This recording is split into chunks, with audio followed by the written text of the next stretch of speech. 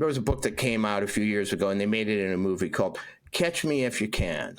And it was about a serial con artist who pretended to be a surgeon, airline pilot, and all sorts of things. But all the things that he pretended to be had one thing in common. They wore uniforms. And those uniforms projected a sense of authority that has been earned in your mind over your whole lifetime, right? So it's not the doctor's coat because it's white that causes you to obey the person. It's because it reminds you of every other doctor's coat you've seen in your life, maybe going back to your childhood, to your pediatrician, and all the people on TV. And that thing is able to conduct this, to over leverage the situation with all this accumulated symbolic force against you just having to make a momentary choice. So it's really a power differential. It's why a priest can run into a room and suddenly tell everybody what to do, and they'll listen to him, not the guy who's dressed in a blue polo shirt. Hey folks, welcome to the Dark Horse Podcast. I have the pleasure and honor of sitting this afternoon with my good friend Walter Kern. Walter Kern is many things and has a long and storied career that many of you will be well familiar with at the moment. You tell me if I've got this wrong, Walter, but you are the editor-in-chief of County Highway, America's only newspaper? Editor-at-large. Editor-at-large. Yeah. There's a kind of Kremlinological distinction between that and editor-in-chief. It means that I'm kind of out in the middle of the country, not at the headquarters. It's a partnership with a guy named David Samuels. We thought of the magazine together, and he really takes the... I'm like the lead singer, but he's the guy who writes the music, sort of. He edits on the ground, word by word. Does a lot of the hard work, and I kind of promote the place, write for it, help advise on the sensibility and so on. It's an odd division of labor, but for those who don't care about such distinctions, you can just say, editor of County Highway or co-editor, yeah. Co-editor of County Highway. Got it. And you are definitely at large at the moment. In fact, at the moment, you are in Washington, D.C., yes, which is a fascinating, if terrifying, place in light of the confirmation hearings that are taking place, have, I guess, just concluded, and about which we are awaiting the votes for Bobby Kennedy, for Tulsi Gabbard, for Kash Patel. And you've been at least in the hearings for Bobby Kennedy. Were you able to go to any of the Tulsi Gabbard or Kash Patel hearings? No, I wasn't. I've watched them all. I had a front row seat at the first and biggest and most well-attended Kennedy hearing. It was the first such proceeding I've ever attended in my whole life. I've never been inside a Senate hearing room. I've never seen a confirmation hearing or anything like it. So I came to it virginally intact and was absolutely astonished, blown away, shocked, and everything else that is a synonym for that by what I saw go on that day. Well, I'm going to ask you about that. But before we get there, I'm watching something that doesn't look like any prior confirmation battle that I can recall. And I'm trying to figure out whether that's just simply that I care and am more closely associated with the parties who are being grilled than usual, and that this is more normal than I think, or if things are as unusual as they seem. It's unusual. There were people in line for the first hearing, the Kennedy hearing, at 4 a.m. The halls were filled. The overflow viewing rooms were filled. Everyone I spoke to said this was an unprecedented level of attendance, interest, and intensity. I imagine that a parallel might be something like the Clarence Thomas hearings back when he was being reviewed for the Supreme Court. But to have three of these in a row, almost equal intensity, I think is unprecedented. And just the Kennedy just the Kennedy hearings alone were something that everyone told me just don't happen that way. It's almost traditional that some senators don't even show up for these things. The senators themselves, often the room is partly empty.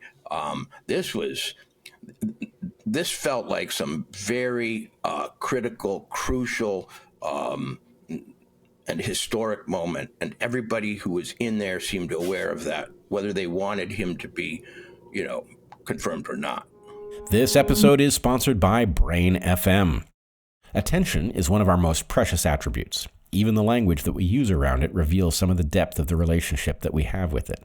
We can get someone's attention, give someone our attention, stand at attention, pay attention. So many ways to be engaged. And of course, there are nearly endless ways to be distracted.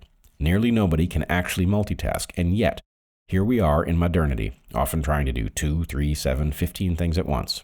Our focus is broken in so many ways, by the pantry and its contents, the messiness of the living room, the maintenance of tools, the weeding, the grocery shopping, the laundry, the appointments to be made and kept, all of it. And we haven't even gotten to the notifications, texts, likes, shares, emails, new content. Do you want to pay attention, be truly at attention on a task that feels worthy and honorable and suited to your skills and aspirations? Brain FM might just help. Brain FM is an app that provides intense music designed specifically to boost productivity. Inspired by and based in scientific research beginning in the 1990s, the people behind Brain FM have created music that syncs the brain's patterns, helping you focus better if that's what you want to do, or relax more deeply, or even sleep more easily. Brain FM's music demonstrably and quickly helps you find and stay in that state of flow. One of our listeners, who is also a friend, had an incredible experience with Brain FM. And after she wrote about it publicly, several of her readers wrote to say that they had had similarly spectacular results. Here's some of her testimonial. I have been addicted to distraction, which served as a means of managing a serious anxiety disorder for a very long time. Podcasts, audiobooks, streaming TV on the extra monitor, always keeping myself distracted and never fully present. But never being fully present is a miserable way to live. Brain FM fixed this problem. Not made it better, it fixed it. I am able to do one thing at a time, and it keeps my brain in just the right place to facilitate being fully present with one task without letting my anxiety disorder cause distress. I don't need other apps to distract me anymore. I am free. Brain FM's mission is to help people around the world with a simple and accessible tool that supports focus. If you want to stop giving away your attention to the lowest bidder, consider Brain FM to help you focus, unitask, and get stuff done. Unlock your brain's full potential free for 30 days by going to brain.fm/darkhorse.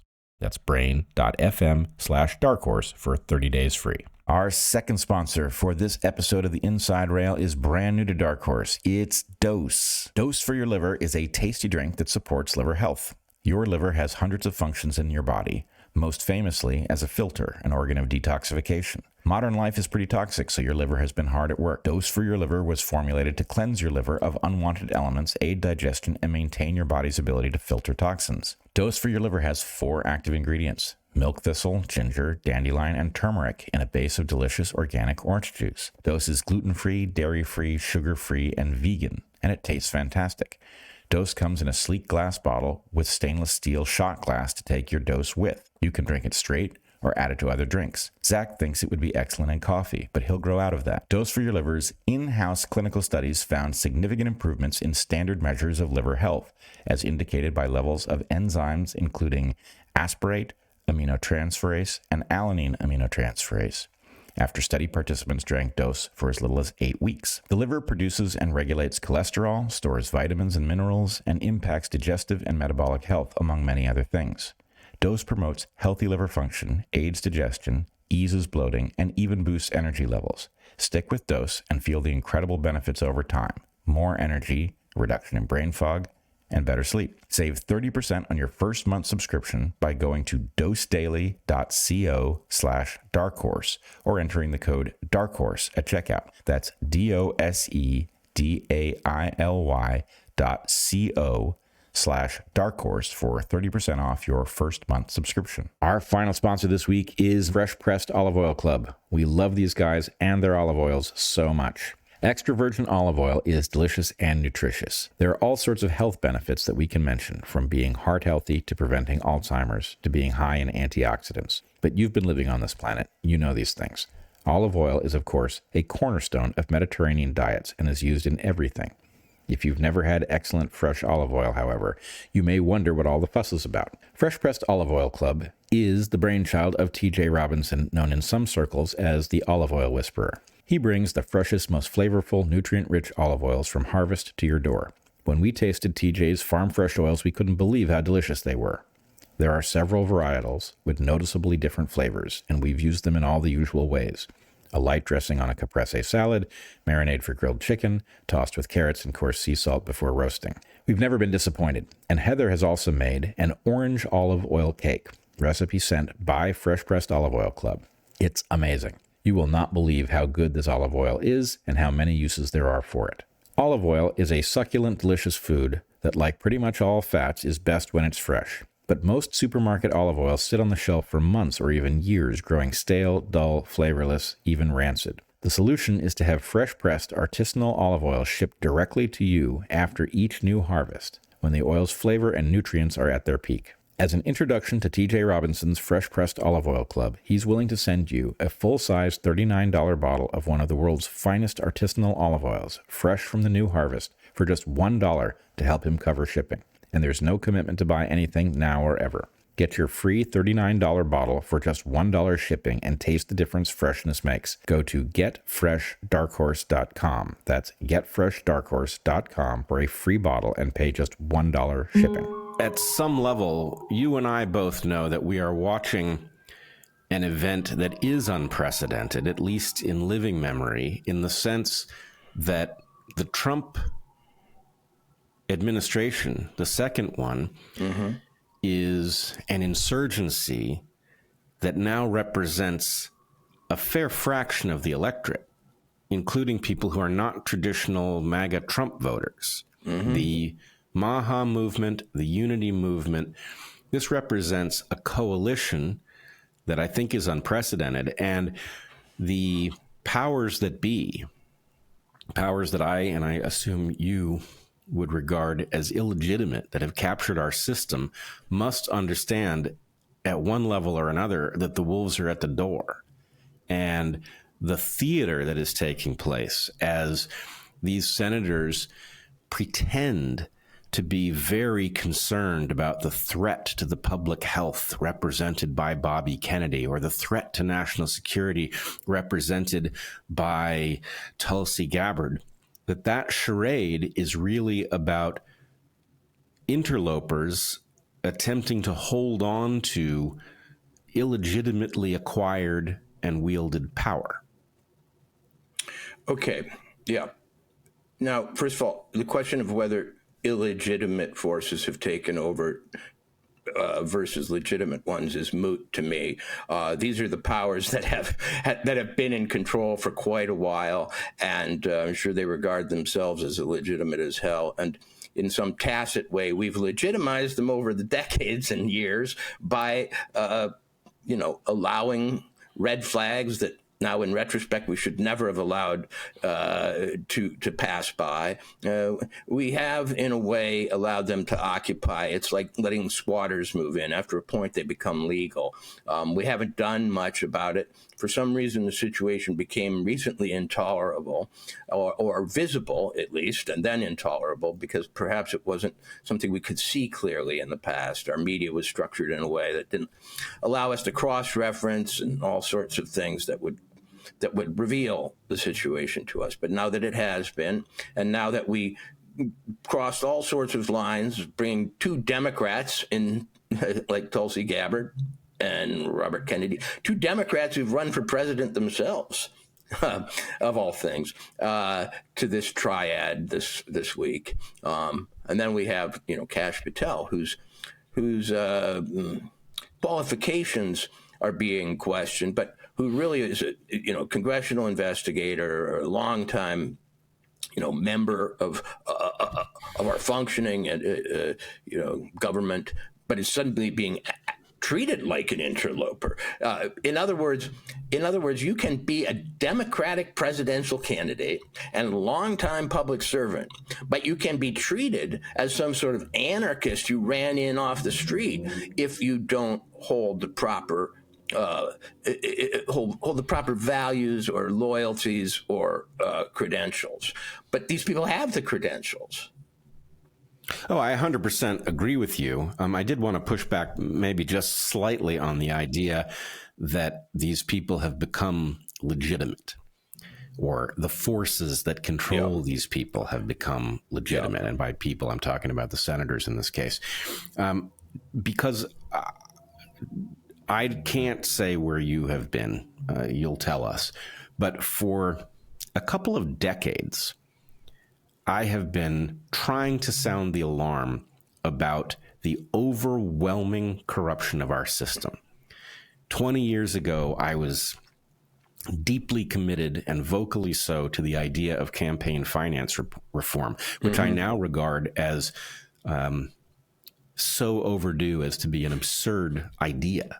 But at the time, the fact that something had gained control over our legislative branch at the very least, and was effectively selling out the American public routinely to what at the time I think was the highest bidder. I think it's become more complex now, but nonetheless, I don't feel like I failed to notice, and therefore I have to accept that these people have become legitimized. But I do see that the public, or at least the part of the public that I'm tuned into by virtue of the murky algorithms that show me whatever they show me, there are a large number of people who are waking up to the fact that our system is effectively wholly corrupted.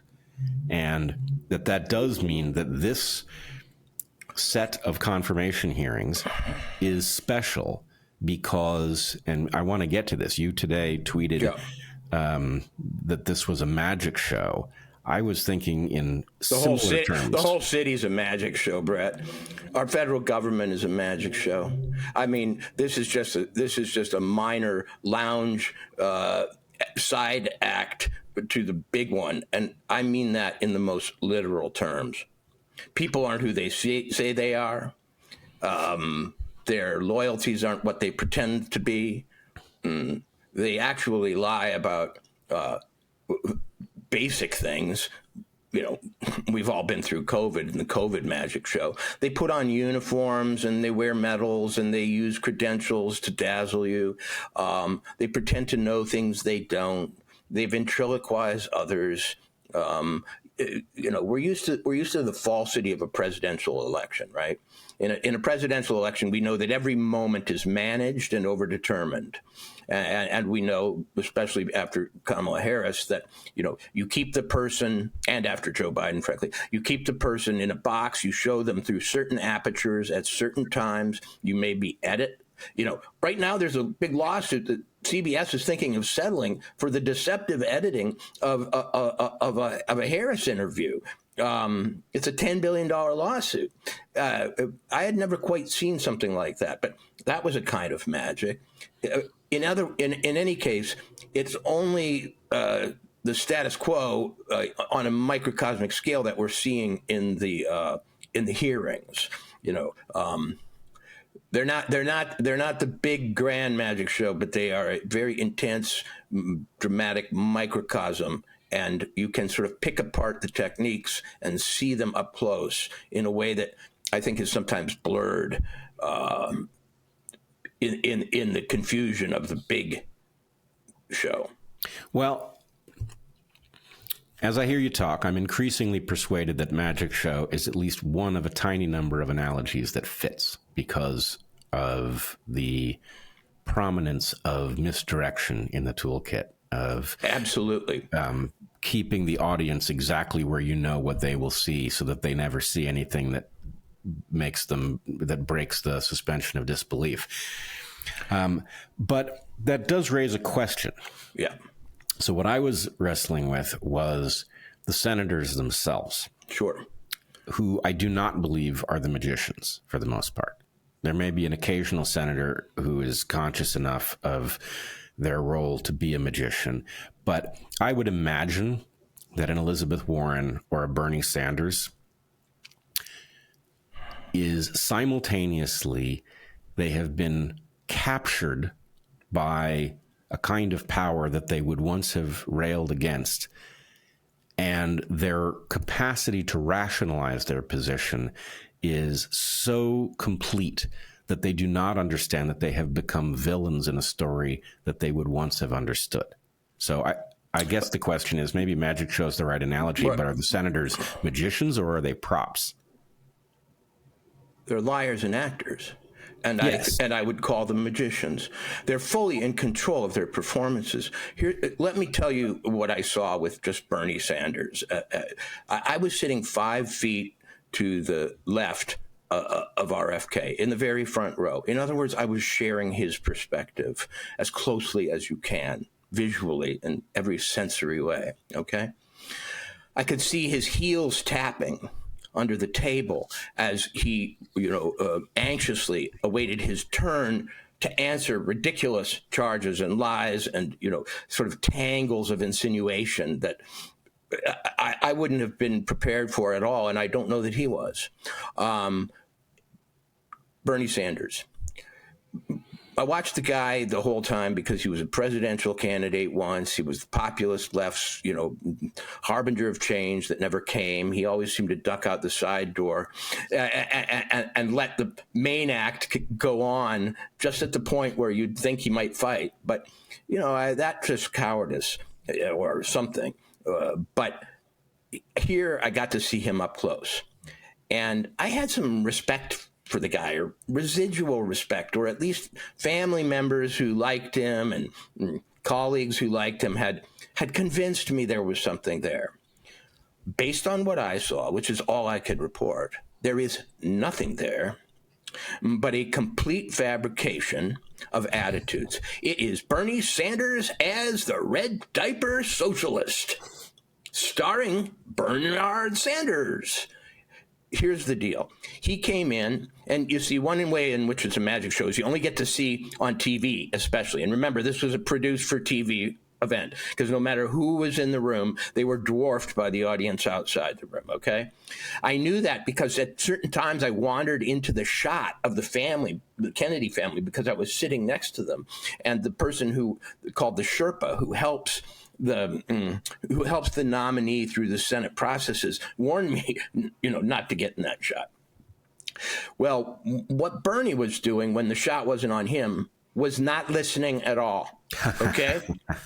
Not even looking at all, not even doing anything but talking to whoever was delivering pieces of paper to him from behind his back. He had no interest in Kennedy. He had no interest in the themes of the hearing. When Kennedy had said, "Oh, we now spent $4 trillion on chronic disease," when in my uncle's day, JFK's, we spent zero. I doubt Bernie even heard the comment. Maybe he has a copy of that opening statement, but I doubt he'd read it. He was completely preoccupied with other things. Nothing that was going on there. Oh, but then when the cameras switched to him, you'd think that he was fixed like an eagle on the whole thing and was just waiting to come in. No, he was waiting his turn to do his act in the same way the guy who, tap dances waits behind the fat lady. And until the fat lady's done, all he's doing is looking at his nails. And when it's his turn to tap dance, though, he comes in, and that was what he did. And he thundered. He must have a hearing problem because he was twice the volume of anybody else. And he thundered at the guy. And it was astonishing because it was transparently at every turn in the service of pharma interests. And the idea that this guy had ever fooled anyone as a, man of the people was absolutely shocking to me. I thought, this guy, he's not even good at what he does. He yells, he interrupts, he won't listen. He is, I don't think, in the least aware of the issues at hand. He's not even acknowledging the fact that Kennedy is there because of an unprecedented concern over these issues that's led to an unprecedented alliance. And so he pulled his act. He thundered away. He played Bernie the red diaper justice warrior. He got his facts wrong. He didn't care what his facts were. He accused him of all sorts of things. And then he retired. And to me, that's a magic show, because all America saw was that moment of fierce, outrage and so on. They didn't see the indifference before. They didn't see the inattention. They didn't see the thoughtlessness. It was a complete stage play. And the editing and the framing of it might have made it look sincere. But if you were sitting there,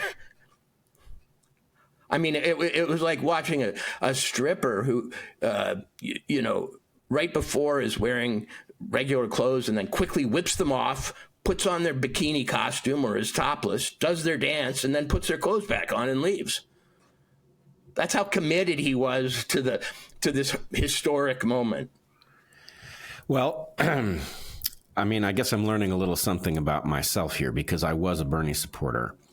And I'm recognizing that there's a pattern in my own support of Bernie Sanders that is common to many of my current beliefs, which is I think I start out from a position of assuming face value-ness, but I am very sensitive to any glimpse of the strings, the smoke and mirrors, and I immediately recognize the hallmarks of falseness.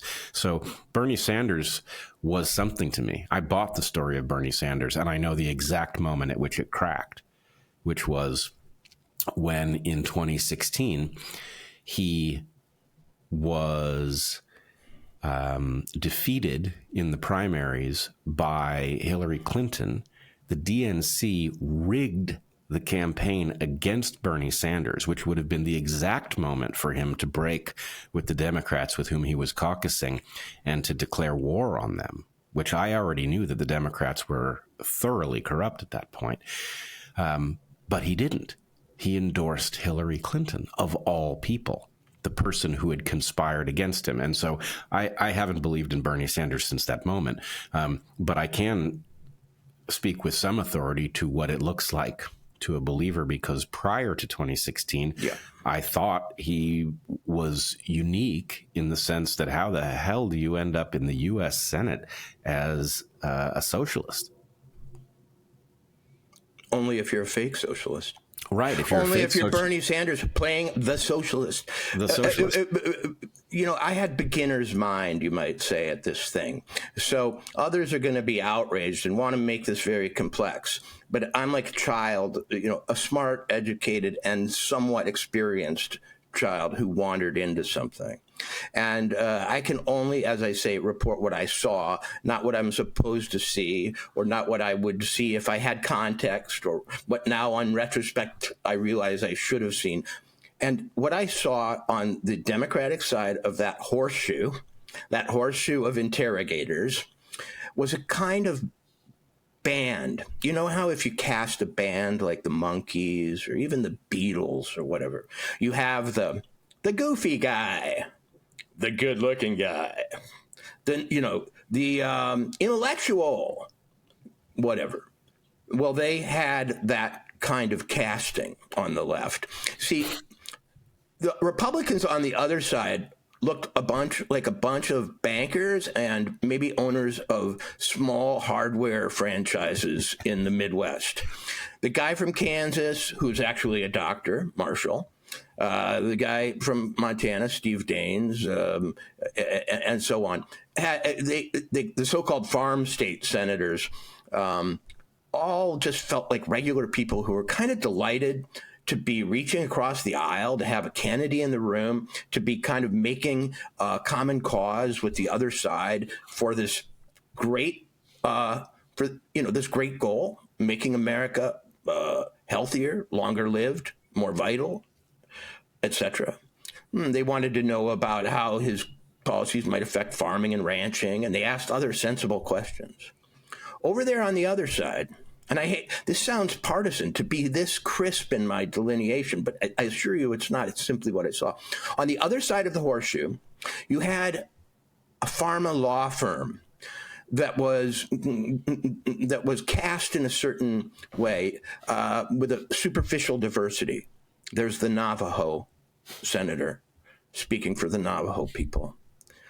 he was so inept at what he did that he literally appealed to the audience to stop laughing at him, and then to the chair who had to remind people not to respond.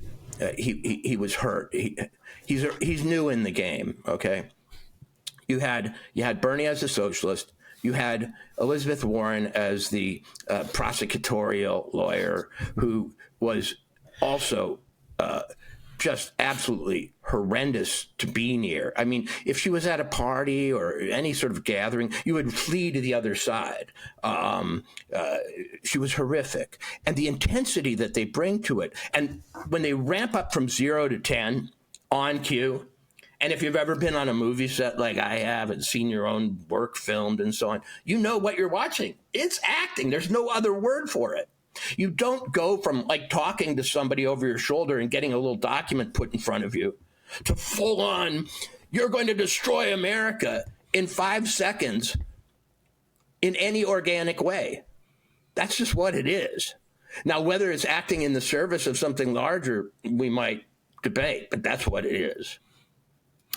I agree. And then, you know, when you were thinking about this as a magic show, I was thinking about it as a stage play. And I guess, you know, it's probably a distinction without a difference here, because if you can see the actors who are not on stage, who are just off stage waiting to go on because their moment hasn't arrived yet, it is very much the case of the stripper who, you know, puts on her jeans and her baggy shirt before, you know, so she doesn't get cold while she's waiting for her set, right? So if you can see both contexts, it explains what's going on. And what's going on is that what takes place on the stage is not real. It's an absolute construct. But, you know, the metaphor is inept in this sense. Magic shows announce themselves as such. Yep. You're here to see illusions. You're here to be astonished. You know you're going to be fooled, but you're fooled anyway. Magic shows that don't announce themselves as such are something else. I'm telling you that, you know, finally, once revealed, once you know, the shades fall from your eye, you realize it's one. But it's not one because it doesn't warn you that what you're seeing are illusions. And in fact, if you catch the illusions, you will be berated for everything from conspiratorial thinking to over cynicism, or, you know, not understanding how the process works, or, you know, being new here. But once you see it, you see it, okay? And you're not allowed to catch them at it. You're not allowed, you know, Penn and Teller do a very sophisticated form of magic in which they pretend to tell you how the trick works. And then while they're doing that, they do another trick. This reminds me of a Vegas show I went to once with my wife, where there were a lot of people in the audience who were pretending to be audience members, but were actually, you know, complicit in the show. And my sweet, lovely wife, who I think is a little less jaded than I am, couldn't believe when I said, you know, those are collaborators, Amanda, in the audience. Those are actors. Really?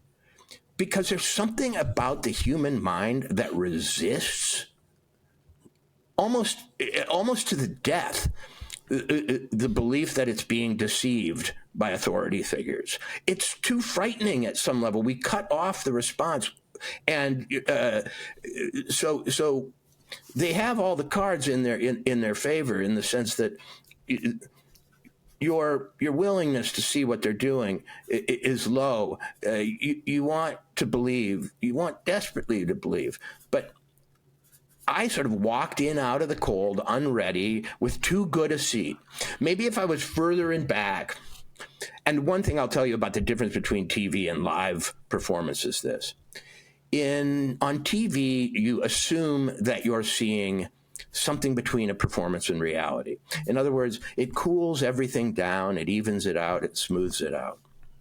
But when you're live and you're sitting next to the nominee and somebody's yelling at them, lies, charging them with all sorts of things. Elizabeth Warren, your dirty game of making money off of suing Pharma, will you continue that dirty game in office? And you see the guy's shoes going up and down, and you can feel in some sympathetic mammalian primate way, maybe through pheromones, the stress that's building, and you see that person continue in their berating and harassing and just absolutely vicious attack. You go, wow, this is tense. This is weird. And it's acting out war. So to your point about Confederates in the audience and all, there's actually a perfect analogy, I think, which is the magic shows by Darren Brown. You know the guy? No. The funny thing is he portrays himself as almost exactly what he is. But what you don't understand is that you're the mark, right? He shows you, as you're describing with Penn and Teller, he shows you the mark who is being fooled. But the mark is a Confederate. You're the mark at home watching. Right. And you don't know it. And so you see something absolutely stunning happen.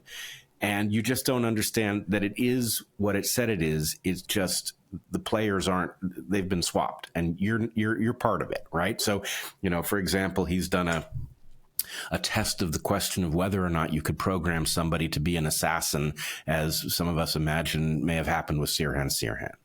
Right. And so anyway, he takes some person who he's going to rewire, and amazingly enough, the guy is rewirable. But anyway, let me tell you about another principle that I think applies here. What is magic? I thought I wanted to be a magician as a kid, okay? And so that's one of the reasons I find this metaphor so fertile, because I remember what magic was like when I first encountered it. And I got this kit, and the cards had strings attached to them and pieces of gum on the back, and some were, some had back designs on both sides, and some were double-sided, with the face two faces, as it were. And I went through it and I said, okay, to do this simple illusion, I will have to train 10 hours in front of the mirror. I'll have to use all this complexity just to pull off, a tiny little piece of legerdemain. And that's what magic is. Magic is when you how can I put it? You overdetermine the effect. In other words, you're trying to get something to happen for 1 minute, but you spend hours doing it. And that's another sense I got at those hearings, that what all that appeared to be spontaneous was not at all spontaneous. Things that you wouldn't imagine are rehearsed are kind of rehearsed. Points that you think they came up with in the heat of the moment, they had decided in advance were going to be introduced in the fake heat of the moment. The thing that's funny about the reason magic works is that the magician has done about 50 times the work to pull off the effect, but you don't know about that. You don't know there are strings and gums attached, and that every moment of it is misdirection. And that's how I felt there. I was like, I wouldn't know this from TV, but these people have prepared for this big hearing. They knew it was going to be of interest. They knew Bobby Kennedy was a huge draw. They knew that probably this year they won't be on TV with as many eyes on them as they will right now. Senators don't, unless they go on Meet the Press or one of those boring shows, they don't break out into popular consciousness very often. So they knew this was their chance. And boy, did they take it. And it had nothing to do with the business at hand. It had No. It had one thing to do with it. It was trying to interrupt the nomination of Robert Kennedy. Well, and that's really the important part of the story is that these people who I agree with you, Bernie Sanders practiced his outburst in the shower that morning several times. The bony finger. Yeah. I mean, some of it is just the work of a lifetime. He's got his repertoire. But then you watch Kennedy, who's not doing magic, who's there in the most earnest mission of his life. The result of daily prayer about the welfare of America's children, trying to not be rattled, drawn in, or become false himself. And that was the battle I saw. Not to, in a way, betray himself and become a character the way they were all characters. Well, everything is raised to the -1 in this context. You have Bobby Kennedy, who you and I both know, who is being portrayed as a wild-eyed threat to the health and welfare of Americans, which is the opposite of what he is. And the status quo being portrayed as the protector of health. And it is absolutely not that, as we learned so vividly during COVID, but can now see functions across the board. So you have this body, the Senate, which is supposed to be representing the interests of the public, but it has monetized that role, and it now sells the public out across every issue all the time. And it is confronting somebody who has burst through the front door and is ready to actually stand up for the health of the public. It is portraying him as the Grim Reaper. It's all upside down. And I guess the point is, it's a magic show, or it's a stage play to you and me, but there's an audience that, and you talked about it a little bit. You said people are too frightened to acknowledge the number of Confederates. But there is an audience that cannot conceive of the possibility that it has been duped. You and I are ready to know that we've been duped, but other people aren't. But one of the reasons it can't is that they frame everything, okay? There is a famous allusion by David Copperfield. I'm going to push this metaphor to burn it to the ground, because as much as it seems tortured and in some ways awkward, it does yield little bits of gold, I think. How does he make the Statue of Liberty disappear? Okay, there's an audience sitting there looking at the Statue of Liberty, and the camera is, fixed on their point of view. It's behind them, on one of their seats, say, and then the Statue of Liberty disappears. How does it happen? Well, it happens because they have to sit in their seats, and the whole bank of seats is on a motor. It's on a pivot.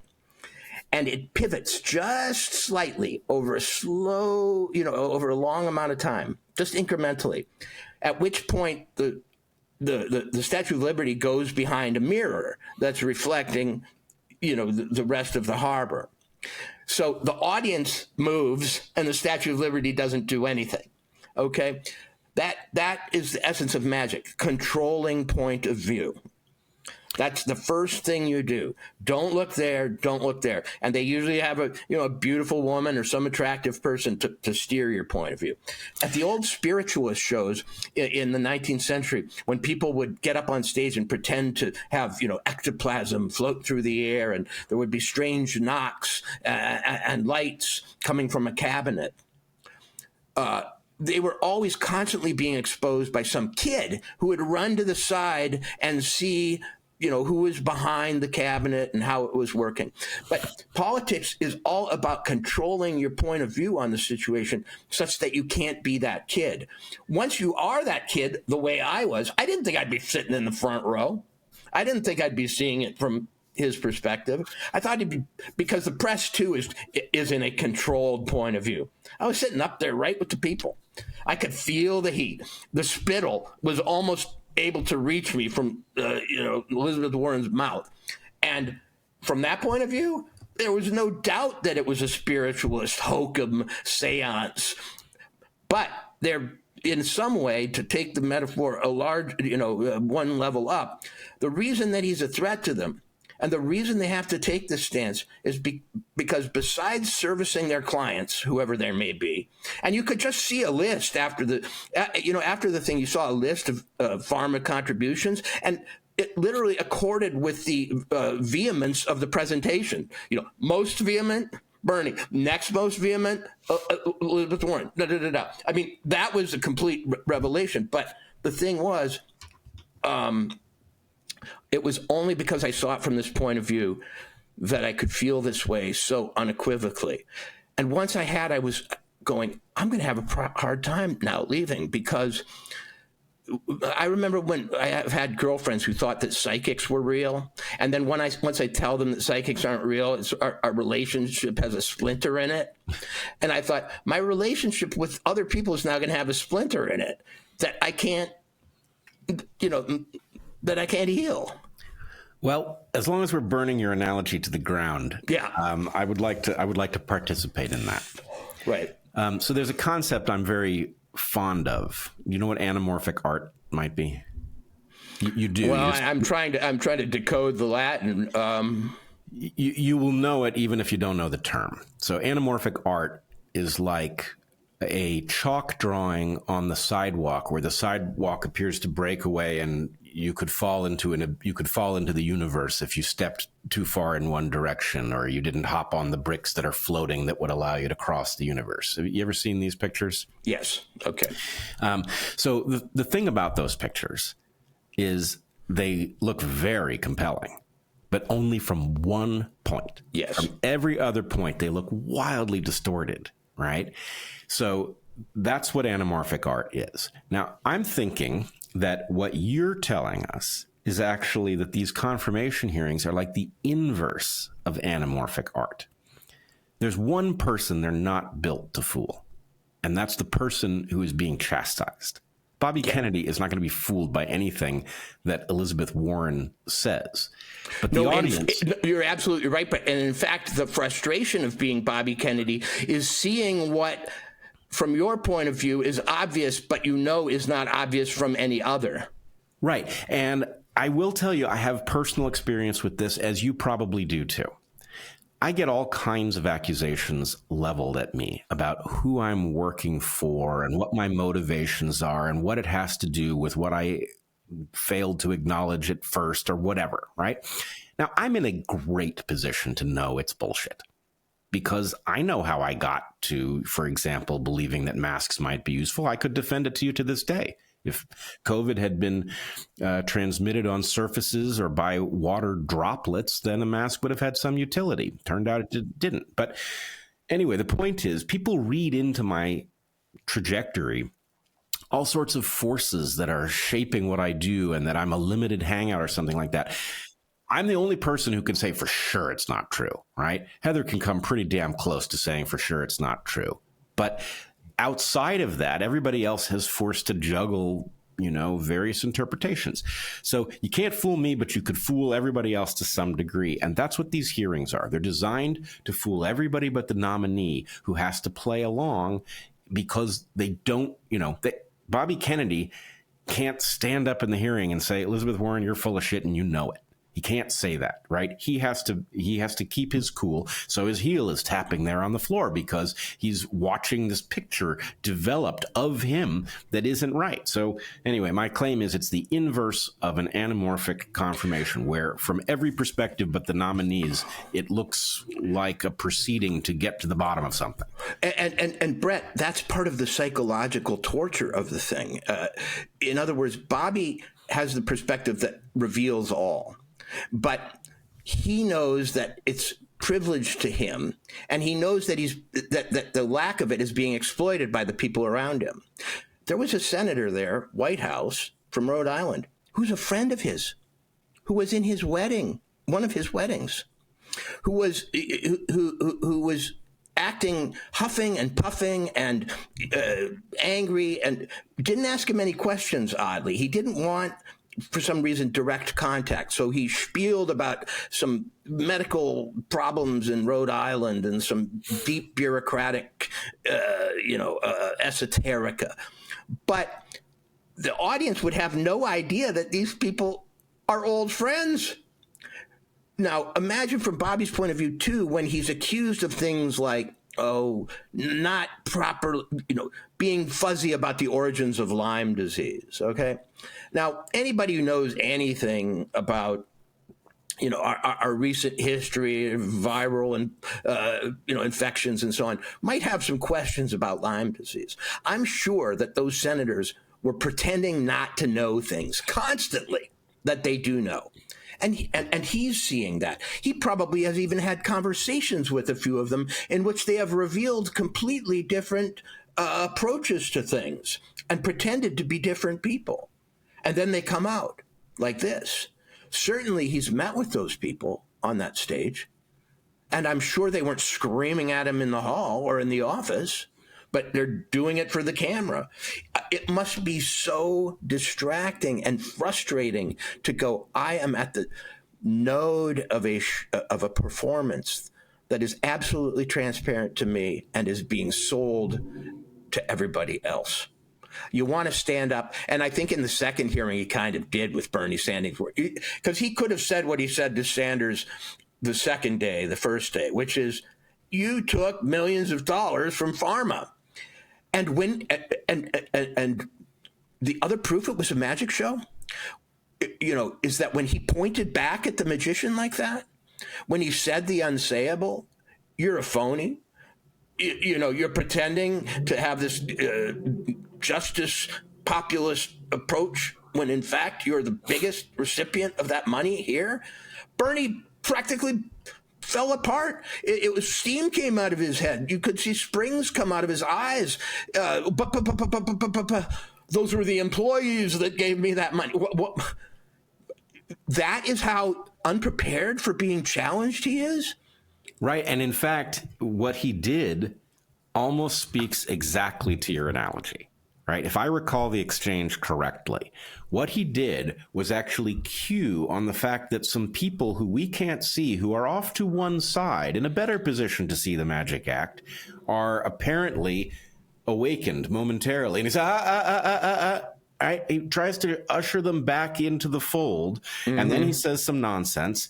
And, I think it is the moment at which the curtain is pulled back. At which the funny thing about the great American, the great American fable, The Wizard of Oz, which I will deem such, the great American fable written by this sort of prairie newspaper man, who wrote a fantasy series about Oz, and then it got turned into a big MGM musical by socialists, basically, a lot of left-wing writers, a lot of them who had come from Europe in the late 30s. And it was a obvious allegory about dictatorship, about authoritarianism and so on. And who is it that really exposes the wizard in that movie? People always forget. I think I know. It's the dog. It's the dog.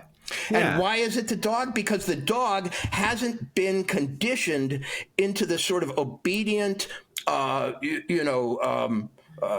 of view that the rest of them have. They all look in the right direction. They're actually surprised. They look down. Oh, that little dog, he ran off. He didn't keep his seat. He didn't stay in place. He wasn't in the awestruck position that humans are when confronted by authority. He didn't know. And I felt like that dog that day, and that is the secret, and that's how Bernie acted. He acted like Toto had just come up and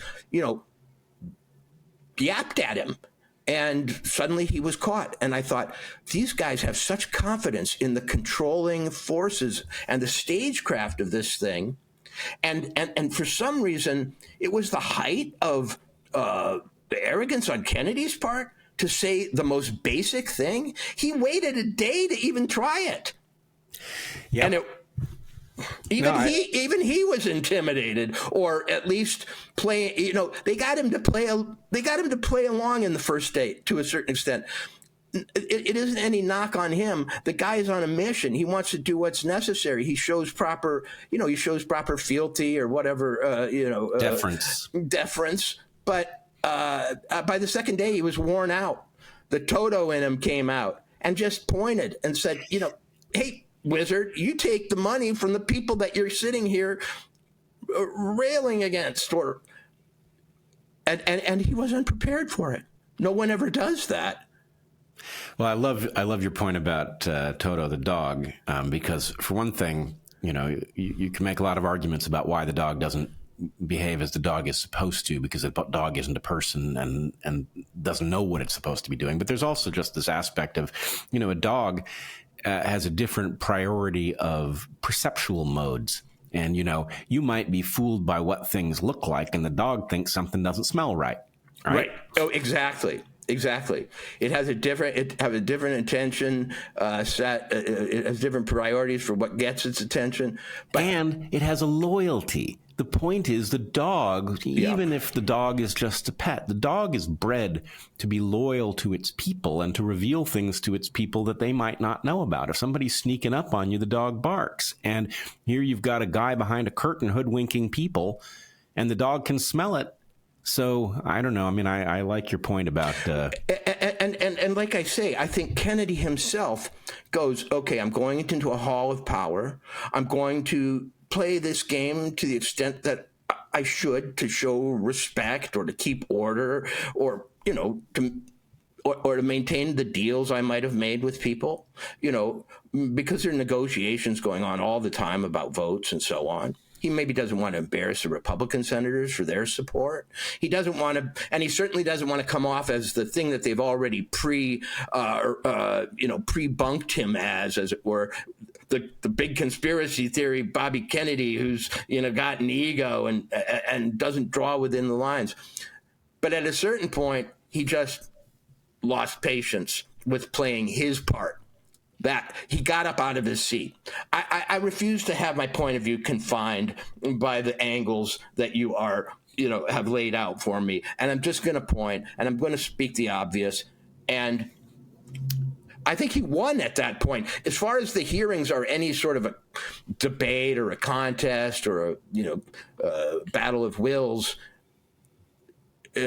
he won. He was winning the whole time, though. The funny thing was, Brett, if you were in the room the first day, there was no anti-Kennedy contingent there of any, size or volume. Right. He was there with his supporters. He was there with his supporters. Those who have spent any time at all delving know that Bobby Kennedy is actually earnestly trying to improve their health and the health of their children, and that the forces opposing him are interested in maintaining their capacity to prevent that from happening. So that was also not visible. You might have imagined, if you were watching a television, that there were, both factions represented, but of course it doesn't make any sense. And I would point out that one thing, at the point that Bobby changed modes and went after Sanders, I noticed conspicuously that he called him Bernie. And I think the point is there's really two Congresses. There's the Congress of Senator this and Representative that, and there's the Congress of the few names the Elizabeth Warrens, the Bernie Sanders, right, the Thomas Masseys, Ron Johnson, AOC. These people have stepped into a different realm where their power comes more directly from the people. And Bobby also, it's interesting that Bobby is Bobby to us, right? He's RFK, but he's Bobby. The point is he has a direct relationship with the public, and he was calling out Bernie's direct relationship with the public and pointing out that Bernie is falling down on his direct obligation to the public in taking money from the people poisoning them. Well, Brett, the audience might overestimate my familiarity with him or my friendship. I've spoken to him once on the phone. Okay, I've never spoken to him face to face. At the points where I could have security whisked him away at a couple of events. So I really don't know him all that well. I am sympathetic to his cause, and so much so that I spoke at your event on his behalf. But lest anyone think I was there full of confirmation bias because my best friend or good friend or even friend was being grilled. That's not the case. He's a guy I've spoken to once for an hour-long phone call. That's interesting. I didn't know that. I assumed you knew him better. No. I wouldn't have imagined that it would color your view. You know, I know you too well to imagine that. But others might, and right, I'm here to tell them that wasn't what was going on. You know. So I want to return to a different element of the question. Yeah. And forgive me, I've lost your full framing of it. But you were talking about the fear that causes the public, or some large fraction of it, not to fully comprehend the degree to which they've been had. And I wanted to explore it a little bit mechanistically. Sure. So I've long thought that there was a lot to be said about Stockholm Syndrome, and that Stockholm Syndrome has an obvious, to me, evolutionary explanation. The explanation being that if somebody has complete control over your fate, if you've been taken hostage by people who have decided that they are going to confront the most serious laws, that they're willing to risk the consequences, then a situation quite common in the early, and largest part of human history, I would say, something you could probably count on happening in your own lifetime. Right. It was not uncommon. And so therefore, it's something that natural selection will have had plenty of opportunity to work on your response to. But my point is, if you find yourself in that situation, actually, probably the best thing you can do is try to understand the predicament that put your captors in their position, whether it's rational or not, right? If you can convince your captors that you actually understand what's motivating them and you sympathize, they might feed you, they might let you live, they might view you as a human being rather than a simple pawn, right? A chip to be traded. Yeah. And so anyway, the basic argument is Stockholm Syndrome is surprising the first time you hear about it, but it actually makes sense from the point of view of your well-being once you've been taken hostage. Yeah. If you can't beat them, join them. Right. So my point is going to be that the public finds itself most of the time prior to this election, the public is basically in a Stockholm Syndrome relationship with government, which is to the extent that you recognize that your entire government has been captured by forces that are hostile to your well-being, it doesn't tell you what to do about it. In fact, there probably isn't anything to do about it in your average year. And I speak as somebody who's been trying to do something about it for decades. There is nothing to do. The only thing you can do is make your antipathy obvious to your very powerful enemies. Right. So I would argue that part of what keeps people from recognizing the full extent to which they are being deceived is that knowing isn't helpful, and not knowing, playing along with the deception allows you to actually negotiate within the parameters, get a little bit, greater ration here, or, a little bit more immunity to the terror there. So it's a reasonable, I don't like it, but it's a reasonable thing to do. And the problem, though, is I don't think the public who may be persuaded to continue to humor the theater of the Senate in this case, I don't think the public understands that this is the moment at which you should turn on the terrible people who've been parasitizing you, because this is the moment at which they are actually back on their heels.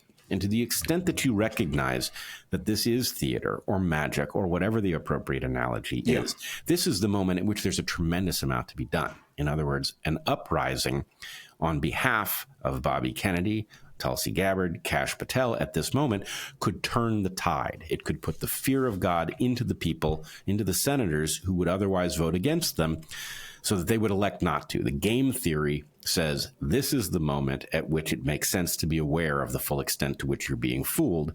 And I don't think people get that. They're just sort of habitually used to pretending that the theater is real. Well, this is a subject that fascinates me almost more than any other. And I ponder it over and over. Why do people participate in their own exploitation at the level they do, even after it's manifest or should be to them? And I've approached it from all kinds of angles. And here's where I am today in the evolution of my own thought. I think there's a voluntary aspect to what you might call mass formation psychosis. I've studied hypnosis. Hypnosis is largely voluntary on the part of the subject. Okay, the idea that a trance is a moment in which your volition is violated and your will is overcome, and you become a kind of automaton in the hands of a greater power is actually not believed by hypnotists. One way I know this is that I bought out a dead hypnotist library, hundreds of books, and I was able to see his underlinings and his notations and the books that were most thumbed through. And what I learned is that hypnosis is nothing more than our response to authority intensified. Here's one of the ways they've proved that. Men cannot be hypnotized very easily by women. White people cannot be hypnotized very easily by black people. People who believe themselves to be of higher social rank cannot be hypnotized by people of lower social rank. In other words, hypnosis is a contract to act as though I am your submissive in return for whatever comes from that. And hypnosis in the 19th century was portrayed often as a form of almost mind rape. It was an aristocratic, good-looking man with a mustache going like this, woo, over a young, innocent woman. But that represented it as magnetism, as eroticism or something. But in fact, it's much closer to what you said. It's a rather reasonable, economically rational, biologically rational decision to obey and play along. But I always believe that when you're playing along, there's a part of you which has also got to be active for survival, that is constantly scanning for the prison door got left open, or tonight the guards are snoring, whenever, when you cross the Delaware, okay? And this is the crossing the Delaware moment. And I think that a lot of people are sensitive to the fact that this is our leverage point. This is where we break through. This is where we're at maximum strength. Or also, this is the point where if we lose everything, so we may as well. And so there's a rational actor always inside the supposedly hypnotized, enchanted target. And you got to let him out, because you don't do it that often. You can only do it once or twice. And it might seem that all the times when it wasn't worth it have created a habit of not unleashing it. But if you miss it, you miss everything. It's beautiful. You've absolutely made my week.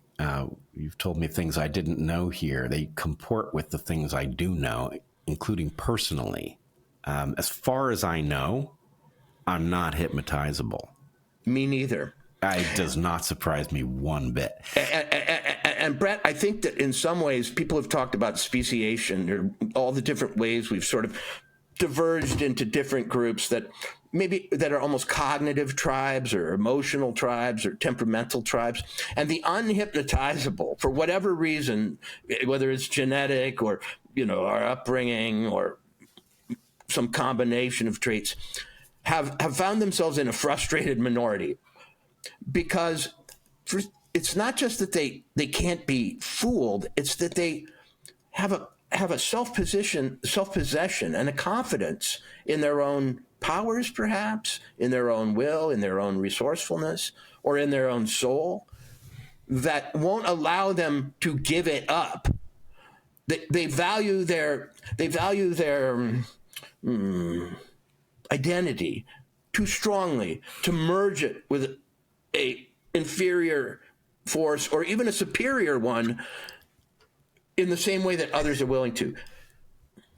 100%, my experience is I've polarized every institution I've ever been a part of, which I find funny because I think I'm generally participating in these institutions because I believe in their mission and I want to help. But it's amazing how polarizing that is.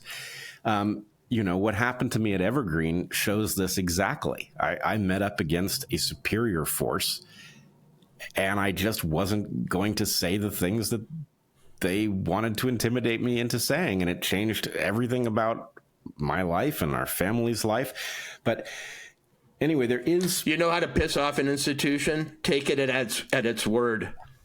That's so right. Because and I've done that over and over. I've gone into Time magazine, and I was working there, and I said one time in my innocent way, because I was committed to the idea of journalism and sort of popular journalism for all America, which is what Time magazine used to do. And I said, why, when we only have 52 covers a year, do we often have the exact same story as Newsweek, even when it's not the lead story of the week?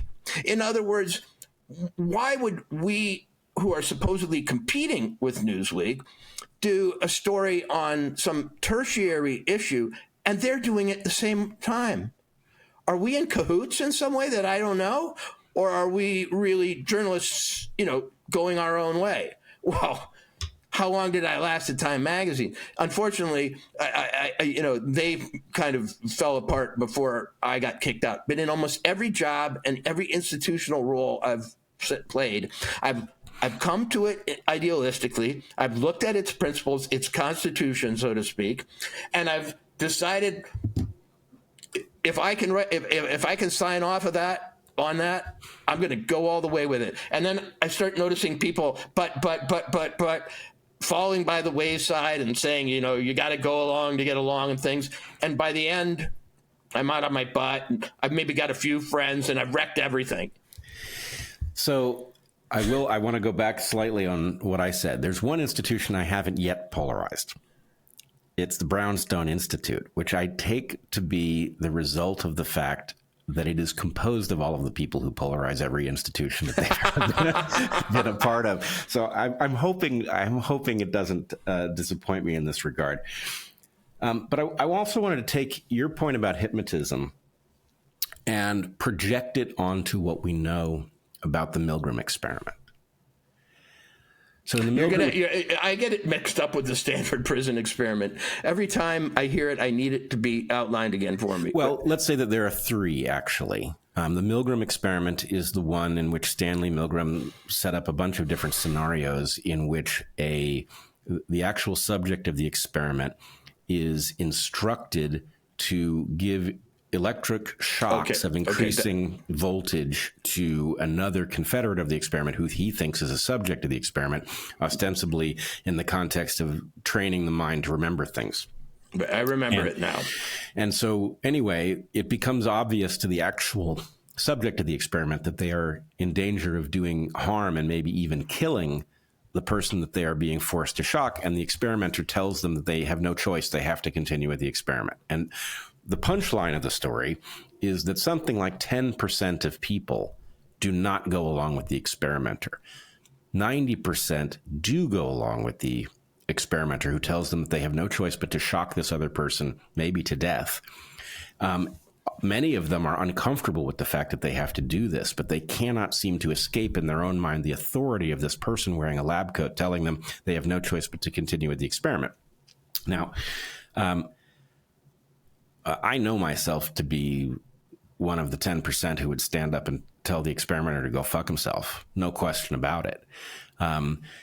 But if you put the lens that you have just given us with respect to hypnotism on this, if most people are intimidated by the person who appears to have the scientific credential, the doctor or the scientist in the lab coat telling them you have no choice, then they will effectively be in this hypnotized state, or whatever the actual state is, where they accept what they're being told because they literally don't know how to override the power differential. Well, so that suggests, I think, that the hypnotizer or the hypnotist is more powerful than they are. When you put on a coat, okay, I'm a student of con artists and con artistry and charlatanism, and there was a book that came out a few years ago, and they made it in a movie called "Catch Me If You Can." And it was about a serial con artist who pretended to be a surgeon, airline pilot, and all sorts of things. But all the things that he pretended to be had one thing in common. They wore uniforms. And those uniforms projected a sense of authority that has been earned in your mind over your whole lifetime, right? So it's not the doctor's coat because it's white that causes you to obey the person. It's because it reminds you of every other doctor's coat you've seen in your life, maybe going back to your childhood, to your pediatrician, and all the people on TV. And that thing is able to conduct this, to over leverage the situation with all this accumulated symbolic force against you just having to make a momentary choice. So it's really a power differential. It's why a priest can run into a room and suddenly tell everybody what to do, and they'll listen to him, not the guy who's dressed in a blue polo shirt, because he's bringing with him, and that's what symbols do. They store and they hold authority, and that's what uniforms do. That's why. How do you know if somebody's a dictator? They have the most medals. And they have the epaulets, and they're overkilling with the uniform. So my story about the Milgram experiment is really that the power is not mental in the sense that, like, there's some kind of magnetism or situation going on in the room. It's exploiting your entire history with doctors, scientists. All of the prestige of that is being brought to bear on little you, because I'm telling you again that I think the essence of magic is asymmetry. Asymmetry. You're just there right here for an hour, but they've been practicing the trick for 100 hours. You're just here, little you, to do an experiment to help out that day, but they are wearing the very authority of science. Well, I agree. This is unfortunately, I think, given how much we should be discussing about what you've seen in Washington, becoming a bit personal, but who cares? Yeah, somehow, and I'm convinced it's developmental. I'm actually convinced it's downstream of my so-called learning disability. But my learning disability just altered my relationship to authoritative texts. And so let me describe it this way. In theory, I'm a dyslexic. I don't really believe in the category. I don't think it's a disorder in the way that it's portrayed, but nonetheless, whatever it is, I'm dyslexic. Mm-hmm. And that means that my relationship, even to what's on the written page, is uncertain. As a kid reading, I would have to analyze the content that I was reading. And when I read something that didn't make any sense, I had to go back and reread it to make sure I had gotten it right. Because one of the reasons that things don't make sense is that I had misread them.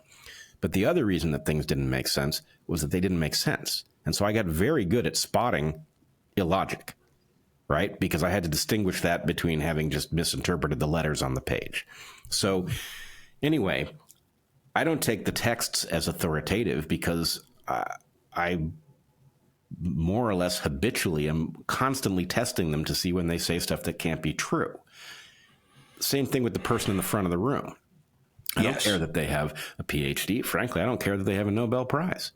Right. I am always listening to hear when they make an error or a leap that isn't justified, because frankly, for somebody like me, that's where all the profit is. Discovering what other people don't know, right? That's where you can discover something new, right? Or correct something that's been broken. And so I think those two things are the same. I think there's a sense in which if you get enough reward for spotting the magic trick and how it's done, or spotting the overclaim or the reliance on authority that is not justified by that authority being accurate or insightful, then this is all just the same stuff. And frankly, it's why, and I assume that you'll have a different explanation for how you ended up in this sort of unhypnotizable category. Yeah. But that if you are that sort of person, yeah, there are contexts in which you're probably not very functional. Right? As a part of a military regiment where rank is, assigned and worn on the shoulders, you might be questioning things that you're not even allowed to question. On the other hand, in a moment where stuff is just broken and stupid and wrong, you're like a kid in a candy store. You just don't know where even to focus. There are so many things to point out that don't make any sense that, you could do it all day, every day, and never run out of subject matter. So anyway, I do think that this is one of those moments where things have gotten so, the narrative, our own narrative about who we are and what we do as a nation is so wrong that this is the moment for the unhypnotizable, right, to help bring others along. And one of the things that makes you unhypnotizable is when you know more about a subject than an authority figure. Okay. Which is often not hard. Okay. And I was sitting there with this Senate committee with all its august eagles and, high podium judgmental seating and so on, and all the trappings of authority and prestige. And they were saying things that were just ridiculous. One guy acted like it was heresy to say that the COVID virus had been engineered, and the minute you heard these things, you were like, now I realize not only are they faking it, but they're not able, if they weren't faking it, they're not able to have an intelligent conversation anyway. Sometimes we want to grant them fakery because the alternative is stupidity. but the reason I think we resist, breaking out of the frame or calling it as it is or whatever, breaking the trance, is the reason our complicity is so deep and so habitual is that we've got an investment in these institutions. Yep. And there's another concept called cognitive dissonance. It came about from two sociologists who embedded themselves in a doomsday cult in Chicago. And they made a hypothesis that when the world did not end when the charismatic leader said it would, people would not desert the cult because they had given their entire lives and sometimes all their money and rearranged where they lived to follow this cult. And so that rather than suddenly go, oh, damn, I'm getting out of here, this guy's wrong, he says he knows when the end of the world is, the sociologists predicted that they would protect their accumulated investment and defend him and listen to any rationalization, any excuse. And in fact, they would double down on their loyalty to the cult, lest the terror of having wasted their lives on this guy descend on them. And I think that's what holds us back some days.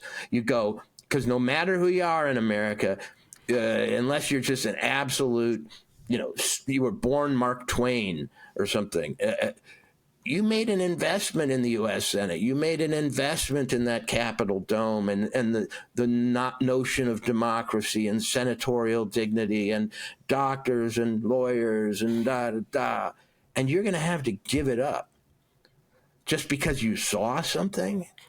And right. It's going to make you wonder about why you completed your college degree when you had something else interesting to do, why in the past you have bowed to this authority, made yourself a part of the system, sought the credentials, taken the tests, because once it falls, you're going to have to revisit all those decisions and you might not want to. And for me, it's easy. Yeah, I got fooled. I forgive myself. Yeah, I agree. And actually, it leads me to another one of these very personal thoughts.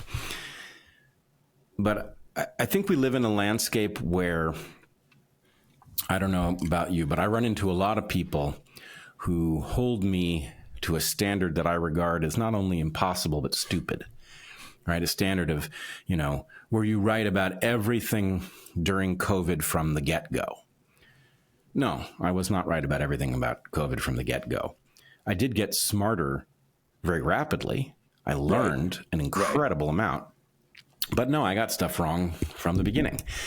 And to me, that doesn't strike me as an indictment of anything. In fact, my feeling is that's the whole game, is can you figure out what you misunderstand and fix it? And the only way, in the case of COVID, that you could get everything right from the get-go was that you were just so cynical that you didn't buy anything. And while in the case of COVID, that may have worked because, frankly, everything we were told about COVID turned out to be garbage pretty much, it's not evidence that you're smart. It's evidence that you're cynical. And so, yes, I accept that some cynics may have beaten me to a proper analysis of COVID, but it's not like they've demonstrated the capacity to think their way out of some other puzzle. So anyway, I don't view it as a particularly powerful position.